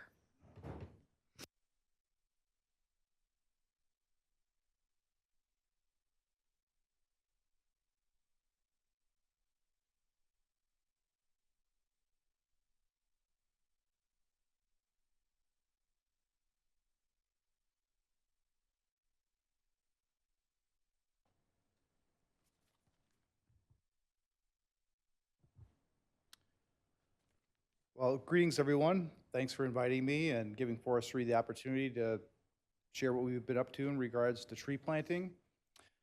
Forestry staff in general are pretty fortunate in that we get to work with trees. We got into the industry because we love trees.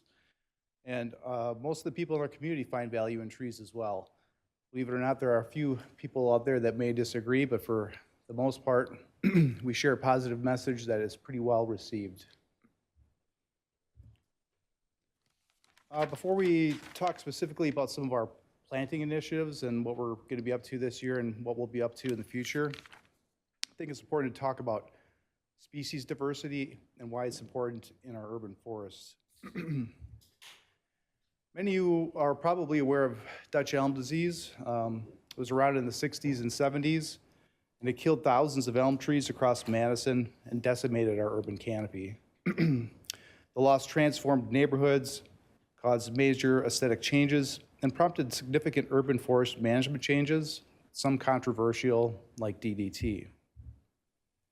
More recently, in late 2013, Madison confirmed the presence of emerald ash borer on an ash tree on the north side. Prior to emerald ash borer, or EAB, we had over 20,000 ash trees that made up our street tree population. Following the EAB plan that we had in 2012, we preemptively removed 10,000 of those that were either too small or in too poor condition to be treated. The remaining 10,000 or so have been treated once every 3 years since then to keep them free from the borer. And if we were to stop treatment, the remaining 10,000 would have to be removed. So it's really not a matter of if, but when the next problem insect or disease will come and have negative impacts on our street tree population. Some of the most likely offenders are Asian longhorn beetle. It's currently found in South Carolina, Louisiana, Mississippi, Pennsylvania, Connecticut, and Maryland. It prefers maple trees, but can impact birch, elm, and ash as well. Some DNR entomologists thought that it would be in Wisconsin by now, but we haven't found it yet, likely due to how slowly the insect can travel. This one's been in the news the last few years. It's spotted lanternfly. It's currently in the New England area. It actually prefers tree of heaven, which is an invasive tree that we don't really want in Madison anyways, but it does feed on desirable species like walnut and maple. Hemlock woolly adelgid, quite frankly, just decimates native hemlock populations. It's currently found in the Northeast down to Georgia and has had severe impacts in the Appalachian Mountains. So we don't know what will be next, but something will be next. So that's why we need to have a diverse and resilient urban forest. Many urban foresters have adopted what has been called the 10-20-30 rule. The 10-20-30 rule for tree planting is an urban forestry guideline for enhancing tree canopy resilience. It dictates that an urban forest should consist of no more than 10% of any species, 20% of any genus, or 30% of any family. This rule helps ensure that if a threat similar to Dutch elm disease or EAB arrives in the future, that we don't lose our entire tree population all at once. The purpose is to prevent a monoculture effect where over-reliance on one type of tree can lead to a massive and sudden loss. It's generally intended as a guideline for city-wide planning to foster a more resilient, diverse, and healthy urban forest. There's not many people in the audience tonight, but would anybody like to guess what is Madison's most common street tree?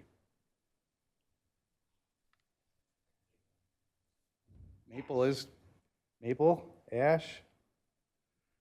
All right, Norway maple number 1, green ash number 2, and honey locust at a close third.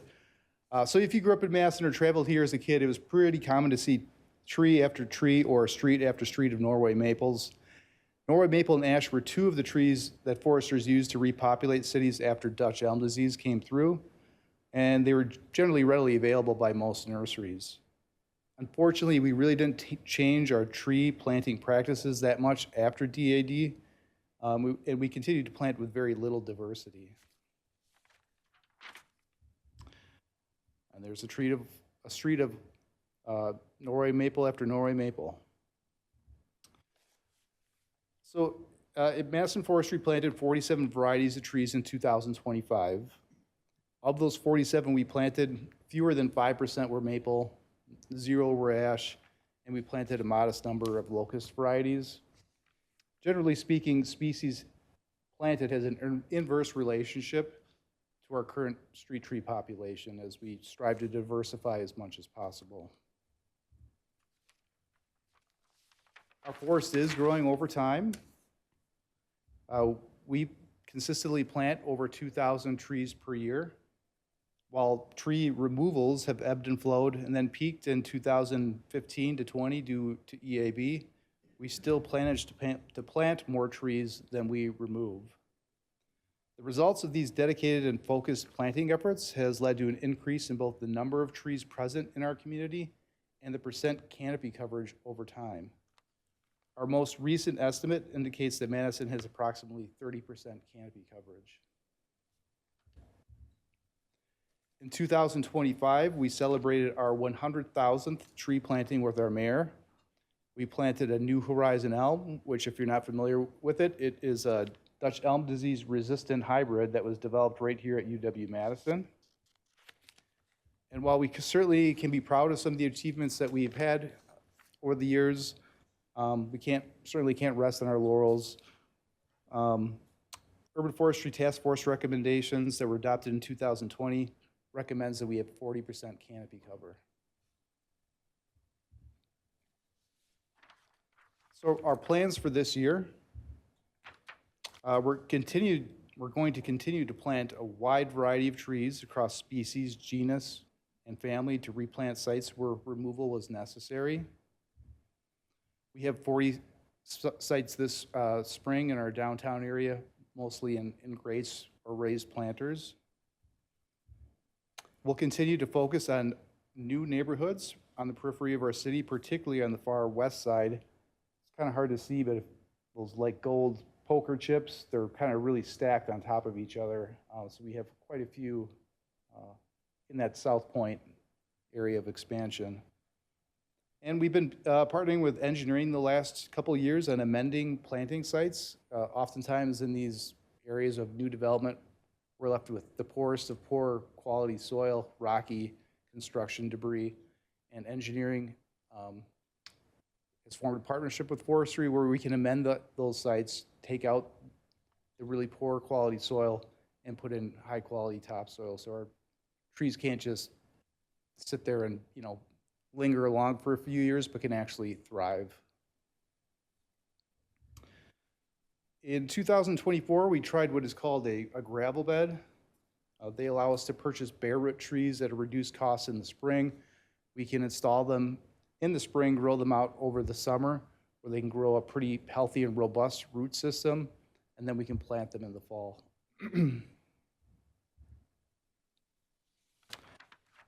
Plans for the future? Well, one of the funnest things that we get to do is the Arbor Day stuff. Every year we partner with typically 2 Madison Metropolitan School District elementary schools to plant trees with 4th grade students. Our goals are to educate the kids on the benefits of trees and introduce them to a potential career opportunity that exists in their community. A new initiative that we hope to start this year is a partnership with Operation Fresh Start. We hope to utilize some money that was set aside from the Urban Forestry Task Force to use towards workforce development and canopy expansion. So we're kind of checking the boxes off 2 of those Urban Forestry Task Force recommendations. If it works out, OFS will create a new 5-person crew to assist us with both tree planting and new tree establishment by performing much needed tasks such as tree watering, adding mulch, removing planting support systems. And obviously we hope that this partnership will turn into a mutually beneficial long-term relationship that can benefit both Madison Forestry, Madison residents, and the programmatic goals that Operation Fresh Start has. Just based on some of the conversation that we had here today, I was quickly writing down a few extra bonus things to talk about here at the end. In regards to air quality, the Forest Service developed a program called iTree Eco. It's a software program that allows us to estimate like the eco benefits of trees. And I just wrote down a few things quickly here in the last 5 minutes. But within the last year, just our street tree population, so the 100,000 trees that we have between the road and the sidewalk, pounds of carbon sequestered was 1,635 pounds. Carbon monoxide, 8,793 ounces. Ozone was close to 600,000 ounces. Nitrogen dioxide, 127,000 ounces. Sulfur dioxide, 1,340 ounces. And that fine particulate, the 2.5 micrometer air pollutants, was approximately 32,000 ounces. So it seems like obviously there's a lot of overlap between the things that we're all talking about tonight, and that's obviously why the sustainability was formed, and the coalition is made up of who we are. But yeah, that's what I have. Thank you. Alder Madison, we are holding questions until the end of this set of presentations. So I see your hand, and we will call on you first when we complete these presentations. Those are some very hardworking trees we have. I'm excited. I'm glad you ran the numbers.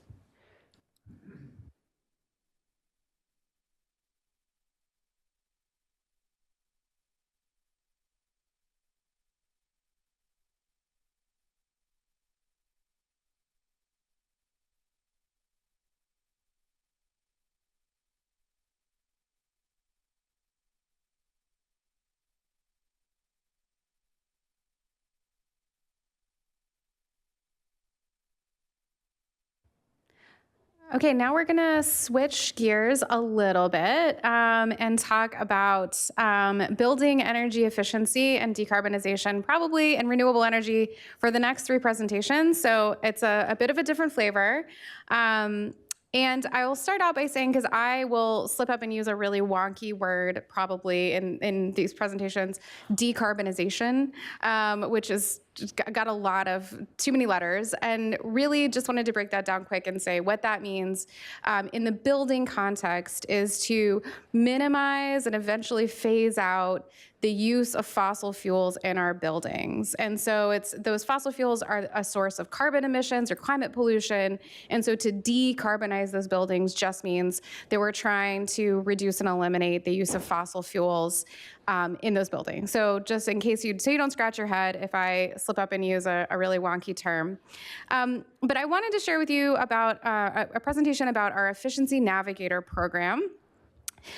This is an important program for helping Madison reach our energy and climate goals. So Madison adopted the ambitious goals of reaching 100% renewable energy and net zero carbon emissions for city operations by 2030 and community-wide by 2050. So that really means us taking a look at where our emissions are coming from right now and developing a suite of strategies to help reduce those.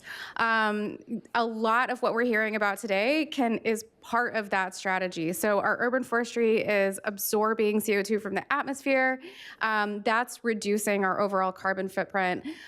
Food scraps collection is keeping those food scraps out of the waste streams, out of the landfill, keeping them from producing methane, which is a really potent greenhouse gas. So there's lots of different ways that we're working on reducing our emissions community-wide. So this chart shows sort of how our emissions were coming from different sectors across Madison.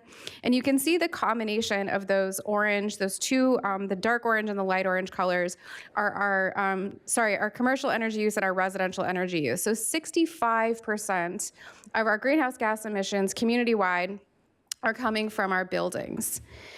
And if you drill into that a little bit further, 20% of those emissions are coming from our residential buildings. So that's our small multifamily buildings and our single family homes. So that's what's kind of lumped into that category. Our like big multifamily buildings are lumped into our commercial category, and that's probably more detail than you needed. But this program, the Efficiency Navigator, is really zeroing in on those residential emissions. And so the program is a partnership with local nonprofits Sustain, Dane, and Elevate. And what it does is it provides free energy efficiency upgrades to affordable multifamily housing. The approach includes giving them an energy audit. They handle the bids and getting the bids and proposals for the work, managing the contractors, and providing the funding. And what it does is it kind of is a whole home approach to making homes more energy efficient, more comfortable, and reducing energy bills for residents. And we have this side benefit that energy savings also translates to carbon reductions. And so to participate in the program, we have some eligibility requirements. So it's available to small multifamily rental properties with 15 units or less. All the units need to be renter occupied. So that means that we don't have any owner occupied units participating in the program.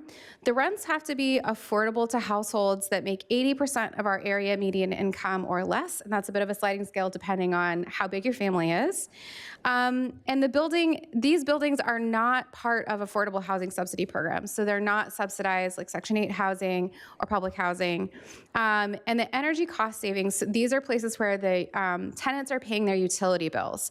And that's a really important part of thinking about the program, because the data, if you look at the data of how much your energy costs are compared to your income, low to moderate income folks end up paying a greater proportion of their income toward their energy costs. That's called our energy burden.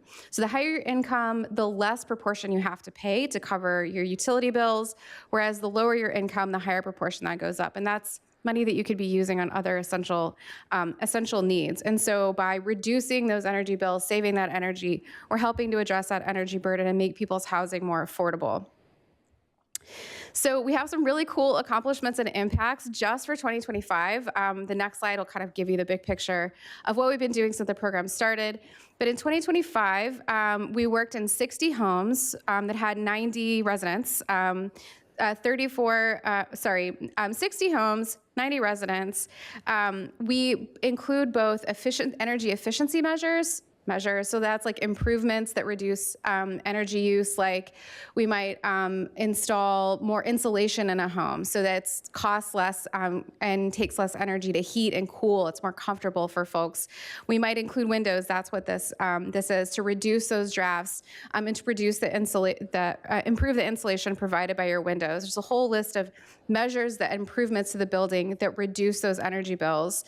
And we also include health and safety measures. So anytime we're in a home and we find things like mold. We're replacing your fossil fuel burning, or like your gas stove with an electric stove. We're eliminating sources of indoor air pollution that impact the health of the folks that live there, particularly respiratory health. So those combination of measures in those 60 homes meant that we reduced CO2 emissions by 40,000 kilograms. I know we're switching units on those guys, on you guys, but 40,000 kilograms of CO2 just in 2025. That is equivalent to traveling over 100,000 miles in a car. So if you got in your car, you drove 100,000 miles, this is the climate pollution you would generate. And that's what we saved this program just last year. One of our property owners said, quote, "The efficiency navigator is real life sustainability. It keeps our focus on allowing the building to stay affordable and resilient for long-term residents." Another quote for you, this is a great program. The tenants are much better off than before.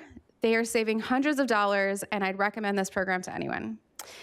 So we have lots of really great success stories, satisfied and happy participants in the program.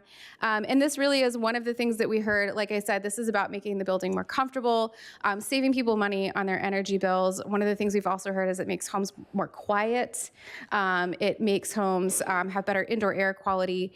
And there's lots of these co-benefits that we realize once we get the kind of whole building approach of the program completed. So the program started in 2022. So since then, we've worked in 265 homes.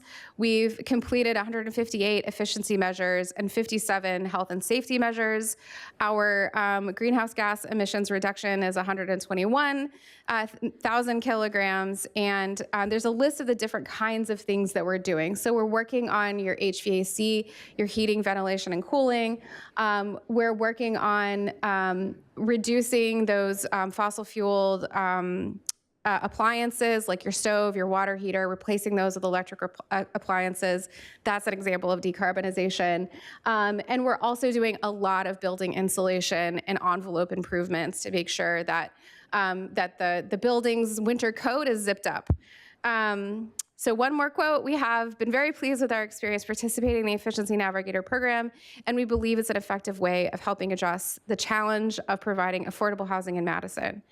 This program has gotten such rave reviews, and it's been so successful here in Madison that our neighbors in Middleton and Fitchburg are also now starting Efficiency Navigator programs. So we're really excited that this model is spreading across our community due to its success. I wanted to share a couple of building case studies without getting too far into the weeds. These are just some examples of what happens when we're working on these buildings. This is sort of you might see a building like this in your neighborhood or down the street from you. And each of these it shows the program cost, the cost savings to the tenants for energy bills, the CO2 emissions reductions, and the types of improvements that were implemented there. And these are both kind of 4-unit examples. And here's a couple of more. So the first two were 4 units. We have another 4-unit example, and then we have a 2-unit example. And so we have been working on kind of fine-tuning the program and optimizing the kind of investment that is made for the energy savings and cost reductions from tenants that we get for the program. So we have some really exciting lessons learned. I will, I guess, prequel or preview that we have a really cool report about the program the successes last year that is going up on the sustainability website very soon to be able to share with everybody. We just want to make sure that that document has all of its accessibility features so everybody can enjoy it to its fullest.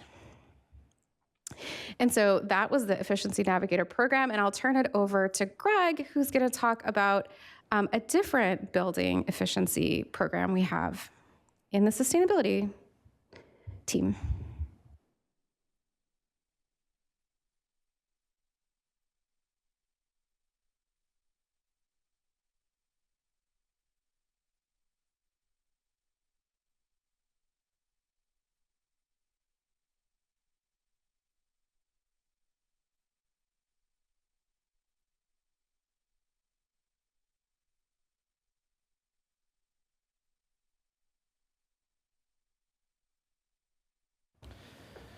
Perfect. So, hi everybody, I'm Greg May. I'm one of the sustainability program coordinators here with the City of Madison. I'm also the staff member who helps run the Sustainable Madison Committee. So I'm seeing a lot of familiar names on here. It's nice to have folks here. And I'm talking about the Building Energy Savings Program, which is the city's benchmarking and tune-up program for large commercial buildings. And it's one of the kind of cornerstone programs of the Sustainability Department. And so kind of before diving into a little bit of the program, we wanted to provide a little bit of background about why this program is so important and kind of how we got here. So, you know, Jessica just shared this graphic, but this is a breakdown of our 2022 community-wide emissions here in Madison. So just a breakdown of where our carbon emissions as a community are coming from. And you'll see, you know, here the biggest portion of carbon emissions in our community are coming from our commercial buildings. So commercial energy is kind of the lowest hanging fruit and the biggest contributor in Madison to climate change. And so I have this graphic here. We did some modeling of commercial buildings in Madison. A lot of information on here, so I'll walk you through it a little bit. On the very far left, you can see the square footage of buildings. So that largest section is 250,000 square feet. And then they're kind of broken down into buckets. The next column here is the number. So the number of buildings in Madison that meet this criteria. So we have 13 buildings that are over 250,000 square feet in our community. The next is that kind of what percentage is that of our total buildings? So, you know, the buildings over 250,000 square feet is a pretty small percentage, just 1/4%. And then on the very far right, you can see a breakdown of how much energy they're using. So the total energy uses for each of these buckets and what percentage that makes up in our community. And so the really big takeaway here is that 14% of our commercial buildings are responsible for 66% of our commercial energy usage in Madison. So if you take those biggest categories, starting with 25,000 square feet up to our largest category, again, that represents just 14% of the buildings. But if you think about all of the commercial energy usage and all of the emissions that are coming from our commercial sector, they are responsible for 2/3 of the emissions. So again, commercial energy, the biggest contributor to climate change in our community, and these buildings are contributing quite a lot. They're kind of low-hanging fruit. They of course, you know, play an important role in our community, but just kind of a great place that if we're thinking about where can we make change in buildings in our community, commercial buildings are a great place to start. For a sense of scale, I know we're just talking about square footage here, but those buildings on the top row are buildings that are about 50,000 square feet. And then these buildings on the bottom are buildings over 100,000 square feet. So some of our larger office buildings, or you could think of Target, for instance, and some of our larger commercial buildings also fit into that category. But just giving you a sense of scale when we talk about the various sizes and square feet of our commercial buildings. Also, just to note, kind of where are our buildings using energy? I think people are always surprised to hear that actually about 50% of all of our buildings, commercial building energy usage is coming from heating. And another 10% is for air conditioning. So about 60% of all of our commercial energy is just going to heating and cooling our buildings. And then, you know, our things that are plugged in our electrical items and our lighting are kind of a smaller portion of that. But, you know, heating and cooling is a huge portion of where our energy is coming from. So where does that lead us? So in 2023, the city passed the Building Energy Savings Program. BESP as we call it, and this program requires non-residential commercial buildings to do two things. First is that every year our commercial buildings need to measure and report their energy usage to the city. So the point of this program is that we're trying to create an environment where building owners know how their buildings are performing compared to their peers, which is kind of a place where there's a lack of information. And so often building owners could see that perhaps they used, you know, if you saw that you used 2% less energy than you did last year, you might think that you're doing a great job. And you may be, but if you found out that a comparable building was using maybe 20% less energy than you, that is information you'd want to know.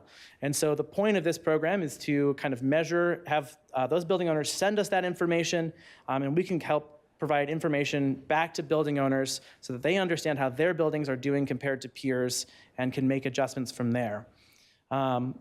And so that's every year we're having commercial buildings that are 25,000 square feet and larger participate in this program, and we're going to give them a scorecard that I will break down in a little bit, but just providing more information, creating an environment here in Madison where building owners know how their buildings are doing compared to their peers. The second part of the program is the Building Tune-Ups program. This is for buildings 50,000 square feet and larger, and they have to do this every 4 years. And part of this program, they kind of check and adjust their building's existing systems, make sure their lighting and HVAC is working as they intend. I think one of the really illuminating parts of this program that I hadn't been prepared for originally is just how many different ways a building can get away from you. So we had a construction firm in town who was looking at their headquarters, and they did a tune-up. And somebody came in on a Wednesday. They had a birthday party late, and now the lights turn on every Wednesday till 8 p.m., even though nobody's there. And somebody came in on a Sunday to do some extra work, and now the building is heating on Sundays, even though nobody's occupied. And it's a cold environment here, so your ventilation systems, indoor and outdoor, can freeze. And so anyway, the point of this program is to make sure that building owners and the buildings that they own are operating as they intend. Because buildings are always kind of trying to get away from us in various different ways, shapes, and forms. And we think that this program can help save 10 to 15% energy for commercial buildings. So that's 10 to 15% reduction in carbon emissions, but also money saved from building owners that's not spent on energy. And helping us just make Madison a more efficient place to be. This program, I should note, is also drawing from a lot of different examples. Madison is not the first to do this. All of our neighboring states have programs, and Milwaukee is also launching one of theirs as well. So benchmarking and tune-ups programs are becoming more and more common across the country and showing signs of success. This program has kind of doing a phased start. So we started with our largest buildings in 2024. They had to participate in benchmarking. Last year, we added medium-sized buildings. And then this year, we are working with our smallest buildings in our community to participate in the program. And we're also launching the first year of tune-ups. So buildings over 100,000 square feet will have to do their first tune-ups this year in 2026. So it's a big year for the program. We also have we heard feedback from the community. A lot of building owners are doing great work. And so instead of doing a tune-up, you can also choose an alternative compliance pathway. We provided a number of different ways that building owners can show that their building is already meeting these standards or is doing a great job and being a leader in our community. And so we kind of have provided a lot of different pathways for building owners to get into compliance here with the program. Just as some background for how last year went, we onboarded 200 new buildings. We've increased assistance for new building owners. We've started doing one-on-one sessions with building owners. We fielded probably 100 phone calls at least from various building owners to kind of make sure that, and helping people guide them through the process. We've adapted new guides, added infrastructure to our website. We also had 6 city buildings also do the tune-ups as a pilot to see how that program is working. And so we're always trying to constantly improve the program, make it easier and as painless for people to get into compliance as possible. And I also should shout out a number of partners who have been incredibly helpful. IT has helped us build out a lot of stuff on this program. Our consultants at Open Tech, MG&E has been a partner to provide data sharing for us. And building inspection has helped us with enforcement. The attorney's office as well in the municipal court. So we've had a lot of different collaboration across a lot of different departments and a lot of people to thank for the success of this program. Just for some of the outcomes, you can see the number of buildings that are covered is growing every year. So last year we had about 386 buildings in Madison that participated in this program. They had a cumulative almost 60 million square feet. And we had about a 92% compliance rate, which we're really proud of. It is comparable to our peer cities like Chicago and St. Paul. And so we're hoping to continue that success into 2026. Again, this is the final year of benchmarking, so it's going to be all of the commercial buildings in Madison over 25,000 square feet. That's about 820 buildings. And so we've started, this program just launched. Our deadline for benchmarking is in June. We're already fielding phone calls, leading webinars, and helping building owners kind of get through this process, hoping to keep that compliance rate number just as high, even though we've added a lot of buildings. And then kind of the last thing here is just a copy of some of the scorecards that we give to building owners who participate in this process. So if you're benchmarking, you're getting a highlight that's breaking down, how many different properties are similar to yours in our community, how did you do, what is your rank in there? And we're already seeing success from this. We had somebody who found out that they were the second most efficient office building, and they demanded to know who the most efficient office building was so that they could beat them. Of course, this data is anonymized, so we couldn't share with them who that is, but it is driving competition in our community, in healthy competition to get people to make their buildings more efficient. But also, these scorecards we're providing to everybody who participates, it's giving you a breakdown on where you can save money, what improvements you could make, what your energy base loads look like, how you're performing compared to your peers, and just ways to generally improve it. So we're really proud of these as well to create an environment here in Madison where building owners have a much better understanding of how their buildings are operating compared to their peers and a pathway to make their buildings more efficient. And I believe Jessica, here's kind of a little bit of a breakdown of just the properties that participated in this year. We're hoping to kind of do some more data reporting on kind of how our communities are working, what are their averages, their Energy Star averages, how their greenhouse gas emissions look like. So we'll be doing some more reporting there. And that's all that I have. Can I pass it back to you, Jessica, to get the next and final presentation up for John?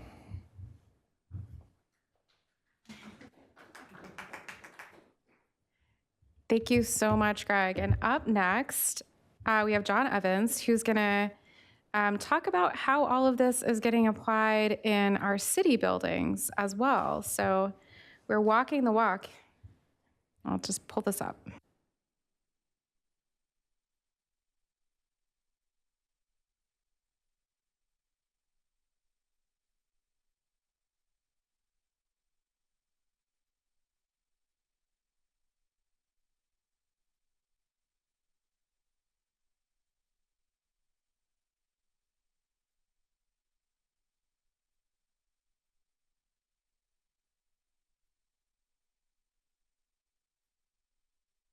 Did I hear him last this evening?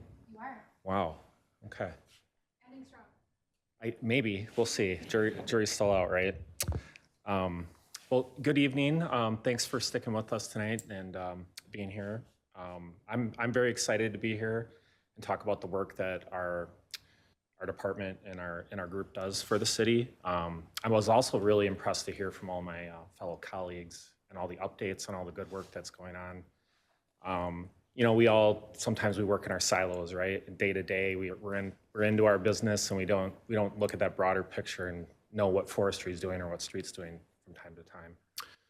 But thankfully, in our facilities group, which is housed in the engineering division, we get to work with basically all of our departments and divisions across the city, from water utility, library, fire department, everybody in the municipal building across the street.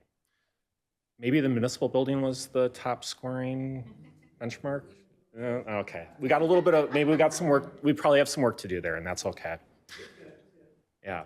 So our group consists of architects, engineers, and construction managers primarily. We work under the city engineer, Jim Wolf, which is now under the Department of Public Works, which is headed by Charlie Romines. We also have a group of maintenance workers, electricians, mechanics that work closely with us, both in the engineering division and also in other departments like parks, water utility, metro. They all have their own maintenance teams that we collaborate with respect to facilities. So we wanted to start out tonight. Our supervisor, Brian, wanted to make sure we put a slide in here just talking about our accomplishments from last year. We thought that was important. And this is just a selection of a couple things that we've been working on. We work on anything from very small, replace a furnace at a fire station, all the way up to these large facility projects you hear about in the news, such as the public market. So our group was sort of tasked with getting the core and shell of the public market ready for the operator and tenants to occupy later this year. So that was, as we know, a very long process to get from the planning all the way to design, through COVID, a pause, and then into construction. But we're very, very, very excited to see what the public market's going to become here shortly, opening later this year. As it says on the slide, it was a LEED certified facility. It achieved LEED Gold, which we're very excited about as well. Then going more to like a interior build out space, that would be the remodel in the middle there in the city county building, in this building. There we touched multiple departments, assessor, clerk, treasurer, I'm missing a few. Council office, thank you, President. So some of those spaces hadn't been touched since the 1960s. They really literally had original components in them that had never been touched in this building. So bringing those spaces up to sort of a modern standard, give our fellow staff high quality spaces to work in and collaborate in. We're very, very proud of that. Also achieved a LEED certification, which I'll talk a bit more about later. And then the third project I wanted to highlight on the right is a solar electrics, solar PV project that we're very, very proud of. It's a very unique project. So back in 2022, we collaborated with Senator Tammy Baldwin's office on some congressional appropriation money, and that was awarded to the project, a 50-50 sort of grant to install about half a megawatt, 500 kilowatts of solar capacity on apartment buildings that are part of our Community Development Division, low-income housing, Section 8 type housing. What's really unique about it that's not normally done in a commercial building is the solar electricity is directly attributed to the tenant meters. So every tenant, it's roughly, I think 180 tenants, get a portion of that solar directly taken off of their electric bill. So normally you sort of have one kind of like the owner of the building has a house meter and all the solar in a multifamily building goes through that, and the tenants sort of get the benefit of it. In this case, the tenants will get the direct benefit, and I think as Jessica alluded to earlier, low-income residents pay a large portion of their utility bill or a large portion of their income towards utilities. So we really think we can have some very significant impact, and we're looking forward to monitoring this project in the years to come and kind of see where the data is and see the direct impact for those tenants. So getting into more specific about city facilities, we have a software where we get about 1,200 MG&E Alliant electric and gas bills sort of every month. They get compiled into a software, and it spits out charts and graphs and data, some of which you can grab off of our website if you're interested. But this is basically just a pie chart that sort of visually shows all of our utility costs for the year. Vast majority of utility costs are electric. Little bit of gas, tiny little bit of steam. That little orange sliver of steam. Anybody know where that steam gets used? Pop quiz. It does get used here, but it's Monona Terrace actually. So this graph does not include, might be covered up, but this graph doesn't include the city-county building because the county manages the utility bills here. So that steam comes from a central plant. This building and a couple other buildings receive steam. Gas is roughly, I think, a little over 1 million therms a year. So, kind of the unit of gas measure on your utility bill. And then electricity is roughly 45 million kilowatt hours. Million kilowatt hours. So it's a big number. So of that 45 million kilowatt hours, roughly half is attributed to wells, so pumping our municipal water, our wastewater on the back end, street lights, traffic lights, roughly half of that is kind of those base utilities, base services that the city needs to function. The other half is attributed to both large and small and everything in between facilities. And then the electricity is a mix of demand, which is sort of like how much power am I using at any given time, and then sort of how much energy do I use over a given period of time. So we're talking about $8-9 million of cost here in total. And roughly the city manages around, I think I have it on the slide here, I forgot the number, roughly 5 million square feet of facilities. So that has actually grown it's grown about 20% over the past decade. So we've added some parking ramps, we've added some facilities, some pretty significant facilities. So the city is growing, but we also are being efficient with our resources as we grow. So this is another way of looking, basically that pie chart would, in any given year, turn it into a graph and kind of look at it year over year. So going back in the last decade or so, while we've been adding facilities, we've also been getting more efficient. So as we add square footage or add a new building or replace a building that's less efficient with a new building that's more efficient, we've been able to sort of manage our costs and we've been roughly flat over maybe the past 5-10 years. However, you'll notice in 2025, we did see a significant jump, significant increase that can be almost fully attributed to our bringing our electric buses into service. Not surprising, right? Not trying to, I shouldn't even say it, not trying to throw Metro under the bus, not at all. Yeah, I know, that's cheesy. But what isn't shown here would be, and what we would need Metro to provide the data, they are saving significant money on maintenance, significant money on diesel. They have cut their emissions dramatically. We provide better service, quicker service. So the costs there are very justified, but it shows up in our electric bills. It's roughly 5 million kilowatt hours a year, and then some gas use at their BRT facility on Hanson Road as well. The things that Rachel talked about with respect to our light duty EVs and everything that she talked about earlier tonight, that's a much smaller impact on our utility bills, roughly 200,000 kilowatt hours a year.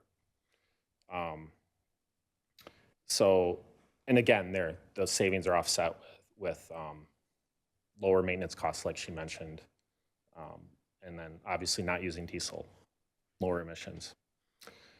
I do want to touch on, I guess, the other thing related to cost is we do expect utility costs to rise significantly. They have been rising the last several years, especially natural gas costs. We talk to MG&E on a regular basis and say, hey, what are you guys projecting? What are you locking in for rates for next year? Typically they'll say, oh, add 10% a year. I think natural gas prices have been a little bit of a surprise, but I would say more like 20-30% if I was asked my opinion on it. MG&E might say 10% and maybe they can get a good deal, but I think we're gonna have to really be prepared for some significant natural gas costs over the next couple of years. And that's partially related to where we're at, with politics these days, but also we're exporting a lot of natural gas out of the country instead of keeping it here, and it's a supply and demand thing, right? So what I guess what can we do about it, right? I don't want to be negative about costs going up. One of the most significant things we can do besides energy efficiency and replacing, we have a piece of equipment that fails, we don't want to replace it and do business as usual. We want to find something that's more efficient or decarbonized. So if it's a gas boiler, we want to replace it with some sort of electric source heat, right? And also something that's more efficient. So find ways to reduce the energy use in the building, whether it's air sealing, replacing windows, adding insulation, or replacing with more efficient equipment. But also a strategy we've been really successful over the past decade or 15 years is implementing solar electric systems like we did at Truax. So this is kind of a graph that illustrates that. So years going back roughly 20 years, back to 2008 when we installed our first solar system. A tiny little system at a very high price. And then you can sort of go today, you can install these very large systems for basically the same price as that tiny system 20 years ago. So the industry has changed, the technology has changed for the better. There's economies of scale in solar now. And I think we've talked about this at council meetings before. We have our very in-house solar training program that also installs solar systems on city facilities. We started that in 2016. It's called the Green Power Program. You can look it up on our website if you're not familiar with it. But they're installing roughly 50% of the solar capacity that we're putting onto city buildings. That program is doing about half of it per year. They did the entire TrueX solar system that I mentioned earlier. And then the other half are done by contractors through public works projects, either independently as a standalone solar install or as part of a larger public works project. So it took roughly 10 years to get to the first megawatt of solar capacity between 2008 and I think we hit it in what year was it, Jessica? 2020, 2019, 2020. Then within 3 years, we did our second megawatt. And then within 2 years, we did our third megawatt. So like we're getting to this point where the program is growing. The goal is to get to roughly 10 megawatts by the end of the decade or into the early 2030s. It's probably going to be more like 2032 maybe instead of 2030. But we set that goal back, what year did we, do you remember what year we set that? It was before your time. I want to say we set the goal in like 2018. So we were like, oh, we got 10 years, we can do that. But so basically, we're sort of showing our projections here on the out years from 2026 on. Very significant capacity installed by Green Power and then obviously contractor support too as well to meet that goal. And I think I touched on most of this already. Just have some summary points, but I guess one thing I want to say that I didn't mention was we have a new, the Common Council worked on a new resolution for LEED standards in our facilities. I'm sure most of the council is familiar with that. Maybe some of the new members aren't, if it was before their time. We're excited about that. I think it's really pushing the envelope. It's going to be very challenging for us. Full disclosure, like we didn't set sort of a bar where business as usual. We wanted to sort of push the envelope a little bit, so to speak, and extend, make it more of a reach goal, but we think it's very achievable too. But there could be some costs associated with it on some of our capital projects upcoming. But we'll keep you informed on that as those come up. Along with those costs, decarbonization will have some costs as well, some impacts on our utility bills as we kind of go through this transition period and getting off of fossil fuels into electric. There's right now gas is relatively inexpensive compared to electric, but things are going to change as time goes on. So we'll have to keep an eye on that too and really be conscientious on what types of systems we specify for our buildings. And we really want to just continue the good work that our Green Power team is doing. You'll see that funding through the energy improvements capital budget. Significant portion of that budget is for that Green Power program. So we're hoping to keep the momentum going there and keep having that program do good things. And I think that's all I have for this evening.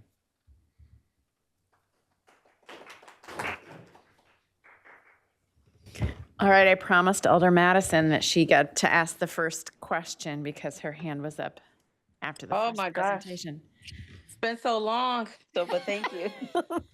I had a question or comment about the trees, which is surprising for me. So in short, I never thought that I would be so interested in trees until this presentation. So thank you for that. But I did want to ask, during this, not the winter storm, but the storm before the snowstorm, I saw a couple posts where folks were mentioning a tree down. and there was a comment about the tree being hollow or dead or something similar. So I'm just curious, does the city provide education to homeowners or just folks with, trees that may be aging or at risk of, I don't know, falling because of whatever condition they're in? I'm just curious. Our influence ends at the end of the right of way. So if a resident has concern about a tree that's in front of their house, in front of their neighbor's house, we can absolutely take a look at that, and we will take a look at that and perform the appropriate remediation that's needed. When we get calls about trees on private property, we typically refer them to look at, to hire a certified arborist or to solicit some quotes to see what the price may be. But we're unable to provide recommendations on private property. Gotcha. And then my second question, you mentioned a program for partnering with the schools.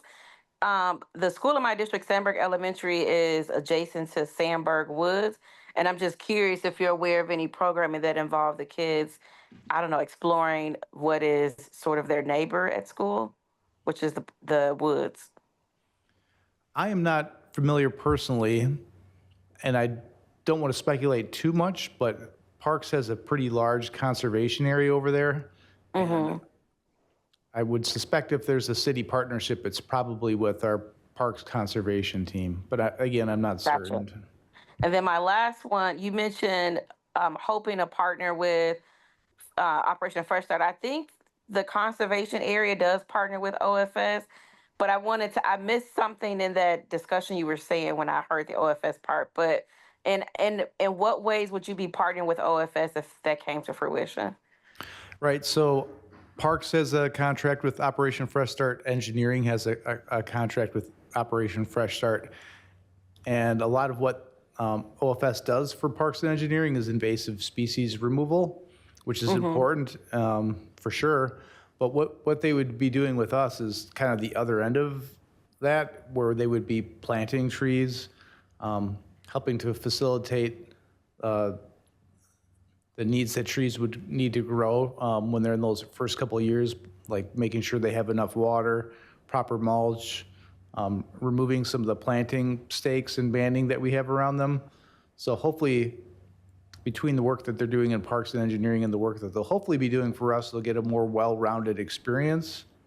And they'll also get introduced to working within the city right away, which brings certain other difficulties and challenges and safety concerns versus working in a park or greenway. Thank you. I did my service learning there when I was a student at MATC, so I love OFS. So thank you. And then my last question is for the building, I think it's Building Energy Savings Program, but it was the last, maybe second to last presentation. So my question was, as someone who likes to compete, but for fun, the competitive part stuck out to me. So I was also wondering whether or not, is there a way to break it down by parts of the city that is trending, I guess, in the lead for being on, just in the lead? Like, I would love to know which side of town is leading. That's not something I had considered yet, but it's. Oh my God. I love the idea. We certainly have, one of the things that we've promised folks as part of this is that energy usage is anonymous. And so we want to make sure that people aren't, nobody wants to be shamed for how their building is performing. And so we've made that promise to our community. But we could definitely we have all their addresses, and so we could definitely do some sort of geographic breakdown. It might be fun and actually useful information for us figuring out, the age of buildings and building stocks and being strategic about where we deploy programs. So I love the idea. Yeah, but first, give me an opportunity to share more. If there's anything that alders can do to get the information out there in our district blogs, just in case we're not in the lead, I would like that information first. We will make sure that happens. Absolutely. Thank you. Thank you. Thank you. Thanks, y'all. Okay, I'm going to start my questions. And then, Alder Guyer, you're going to save them from me. Go ahead. Thank you, President Vidwer. And this is a question for Greg May, too, or a couple of questions. do you have some, or can you tell us some idea of the spread between our most efficient and our least efficient buildings? It's pretty, it's very surprising. You know, we have some incredibly efficient buildings here, really kind of renowned, nation-leading buildings. There's some really incredible buildings, office buildings that have geothermal and things that are doing some groundbreaking work that's really encouraging. And we have some buildings here that, you know, I don't know the specifics of their buildings, but I'm wondering if they even have windows. They might just have open. So the energy usage on some of these, the energy use intensity on some of these buildings is incredibly poor. And so really running the gambit from, you know, Energy Star scores, which is kind of a breakdown on how you compare to nationally. We have buildings that are 99th percentile, and then we have some buildings that are certainly in the bottom 10%. So we're really running the gambit. Okay. And then the other question is, and this is sort of a competitive one too, but you had noted that there are quite a few other municipalities, states, et cetera, that have really gotten into the benchmarking program. How do we stand up against the rest of the country? So we're still rolling the program out. This year is going to be a big year as we kind of hit the final benchmarking numbers. So, you know, we're going to hit those 800 buildings that need to participate. So we'll have a better understanding, you know, once we have everybody into the program. But last year was, you know, 92% compliance is comparable to our peers. I think St. Paul was somewhere around 91%, Chicago somewhere around 88% compliance for buildings. So our 92% compliance is right in line with peers. We're very proud of that number. It took a lot of hard work, especially I'll give a shout out to my colleague Alice, who's took a lot of phone calls and helped a lot of building owners and churches and everybody who has to participate in the program, helping them get in compliance. So we're proud of where it is, and we'll have a better answer for you at the end of this year when we have everybody in. Thanks, Greg. And I have one question for Craig about the trees. Hear once in a while from constituents either saying we should be doing more about preserving remaining oak trees or little oak savanna that we have on public property, and others saying it's not worth the effort, and hear stories about oak wilt. I didn't hear you mention that as one of our particular problems, but if you could just kind of comment on where we stand in oak preservation and the impacts of oak wilt. We have an ordinance that prohibits pruning during the oak growing season. Really, when overland transmission is most prevalent, we're reaching that pretty soon in April, and it's gonna run pretty strongly through June and July. But we, as a city, have taken it a step further, and we say you really can't prune oaks from April through October unless you get a permit. And in order for us to grant the permit, there has to be a pretty legitimate reason why the work can't wait. Is preserving oak tree populations within our city important? Absolutely, because many of the oak trees that we have are larger trees, and larger trees provide a bigger punch as far as their impact, positive impacts that they have on our community and the eco benefits. So with some of the new changes that we implemented at the beginning of the year, affectionately known as tree teeth, which revised some of our ordinances and some of our DPW specifications, we have additional measures in place to try to protect those larger canopy trees. Thank you. Thank you, President Betterer. Okay, I think we're going to my questions. All right, I'm going to start with Jessica. So the Navigator program, you talked about mold remediation. You did not talk about radon mitigation. Is that something that's included? We are moving toward including radon detection and mitigation.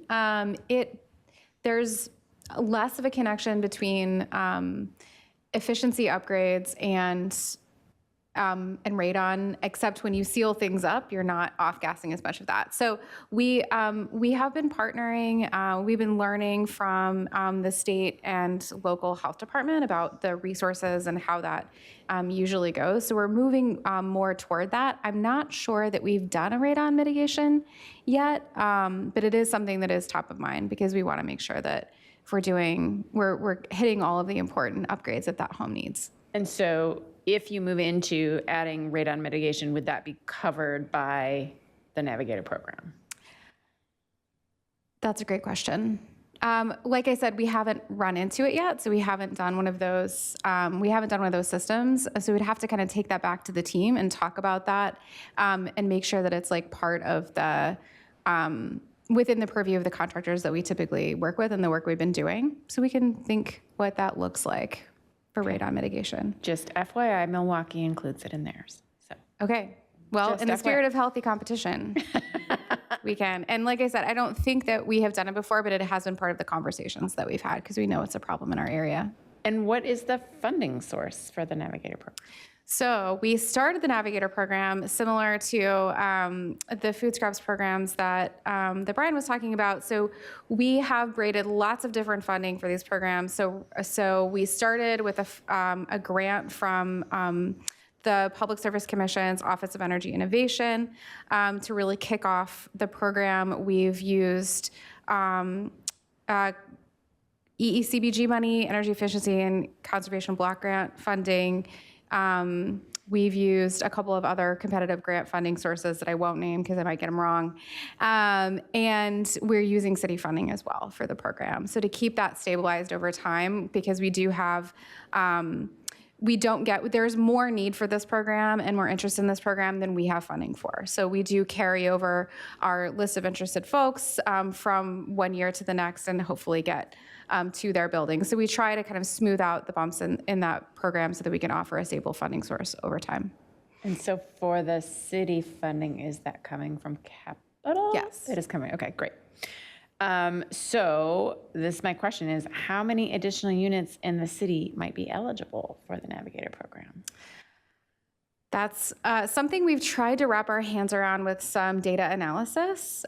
So when we look at our building stock, we have some data that tells us about the possible condition of the building, but we don't always know the condition of the buildings themselves. But when we start looking at our multifamily buildings, our buildings that are,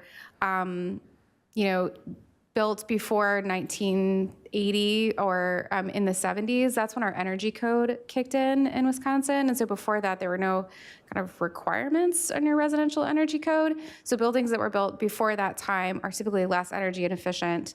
And of course, like buildings age and the envelope needs maintenance and things like that as time goes on. So some of the analysis we've done has looked at the age of the building, what we know from building permits. We've been looking at building and narrowing that down to sending out, we've sent mailers to folks that we think would be possible candidates. That's not the be all end all. But our first mailing, and Greg, tell me if I'm way off, but it was close to 900 addresses that we sent a mailer to. And that's not a comprehensive, all-inclusive scientific number, but that's just narrowing it down based on some of the data we have. So we know that the need is greater than that across the community. And investing in this housing stock is, it pays dividends all around. A building that we've already built is going to be a better climate solution than constructing a new building. It's less expensive to make these improvements and upgrades in existing buildings than it is to build a new building. And it's going to, of course, be reducing energy waste and reducing the bills for those folks. So we really feel that this is an important strategy for maintaining the quality of our affordable housing. Agreed. Okay, my other question is for you, and it is around, so I'm on Water Utility Board, and when Well 12 came up, that is being completely rebuilt, I said, okay, and is there solar automatically going on it? And they were kind of like, well, I don't know, that's facilities. And I was like, that's not a really satisfying answer. Like, why are we not integrated? So can you talk about when the city is building a new building, like Well 12, why is it not part of the conversation to have that be a renewable energy source and just integrated into that building? Yeah, good news. We have talked to our utility, and it's in the plan. I think it goes back to some of we talk about our silos, right? And it's it's important for us all to know what our resources are citywide, right? We've worked over the years, we've worked well with water utility, but they also do a lot of things on their own too. And sometimes things get forgotten. That's probably the answer. Like, they weren't thinking about it, but there's enough checks and balances in our collective, kind of the professionals that are working around facilities, that like, hey, you guys are doing a building, we should get solar on that. But you're right, it should be more of a formal, it should be like automatic, like we will put solar on it, 100%. Wells also are a little tricky because it's a huge energy user, as you know, being on the water utility board. And then it's a tiny little pump house, right? So there's not a huge roof. But there's land. There's land, for sure. Yep. And that's the trick there. Yep. Oh, that's going to be an interesting project, being with the belt line there and all the right-of-way work and the high voltage lines and everything, making all that work. So.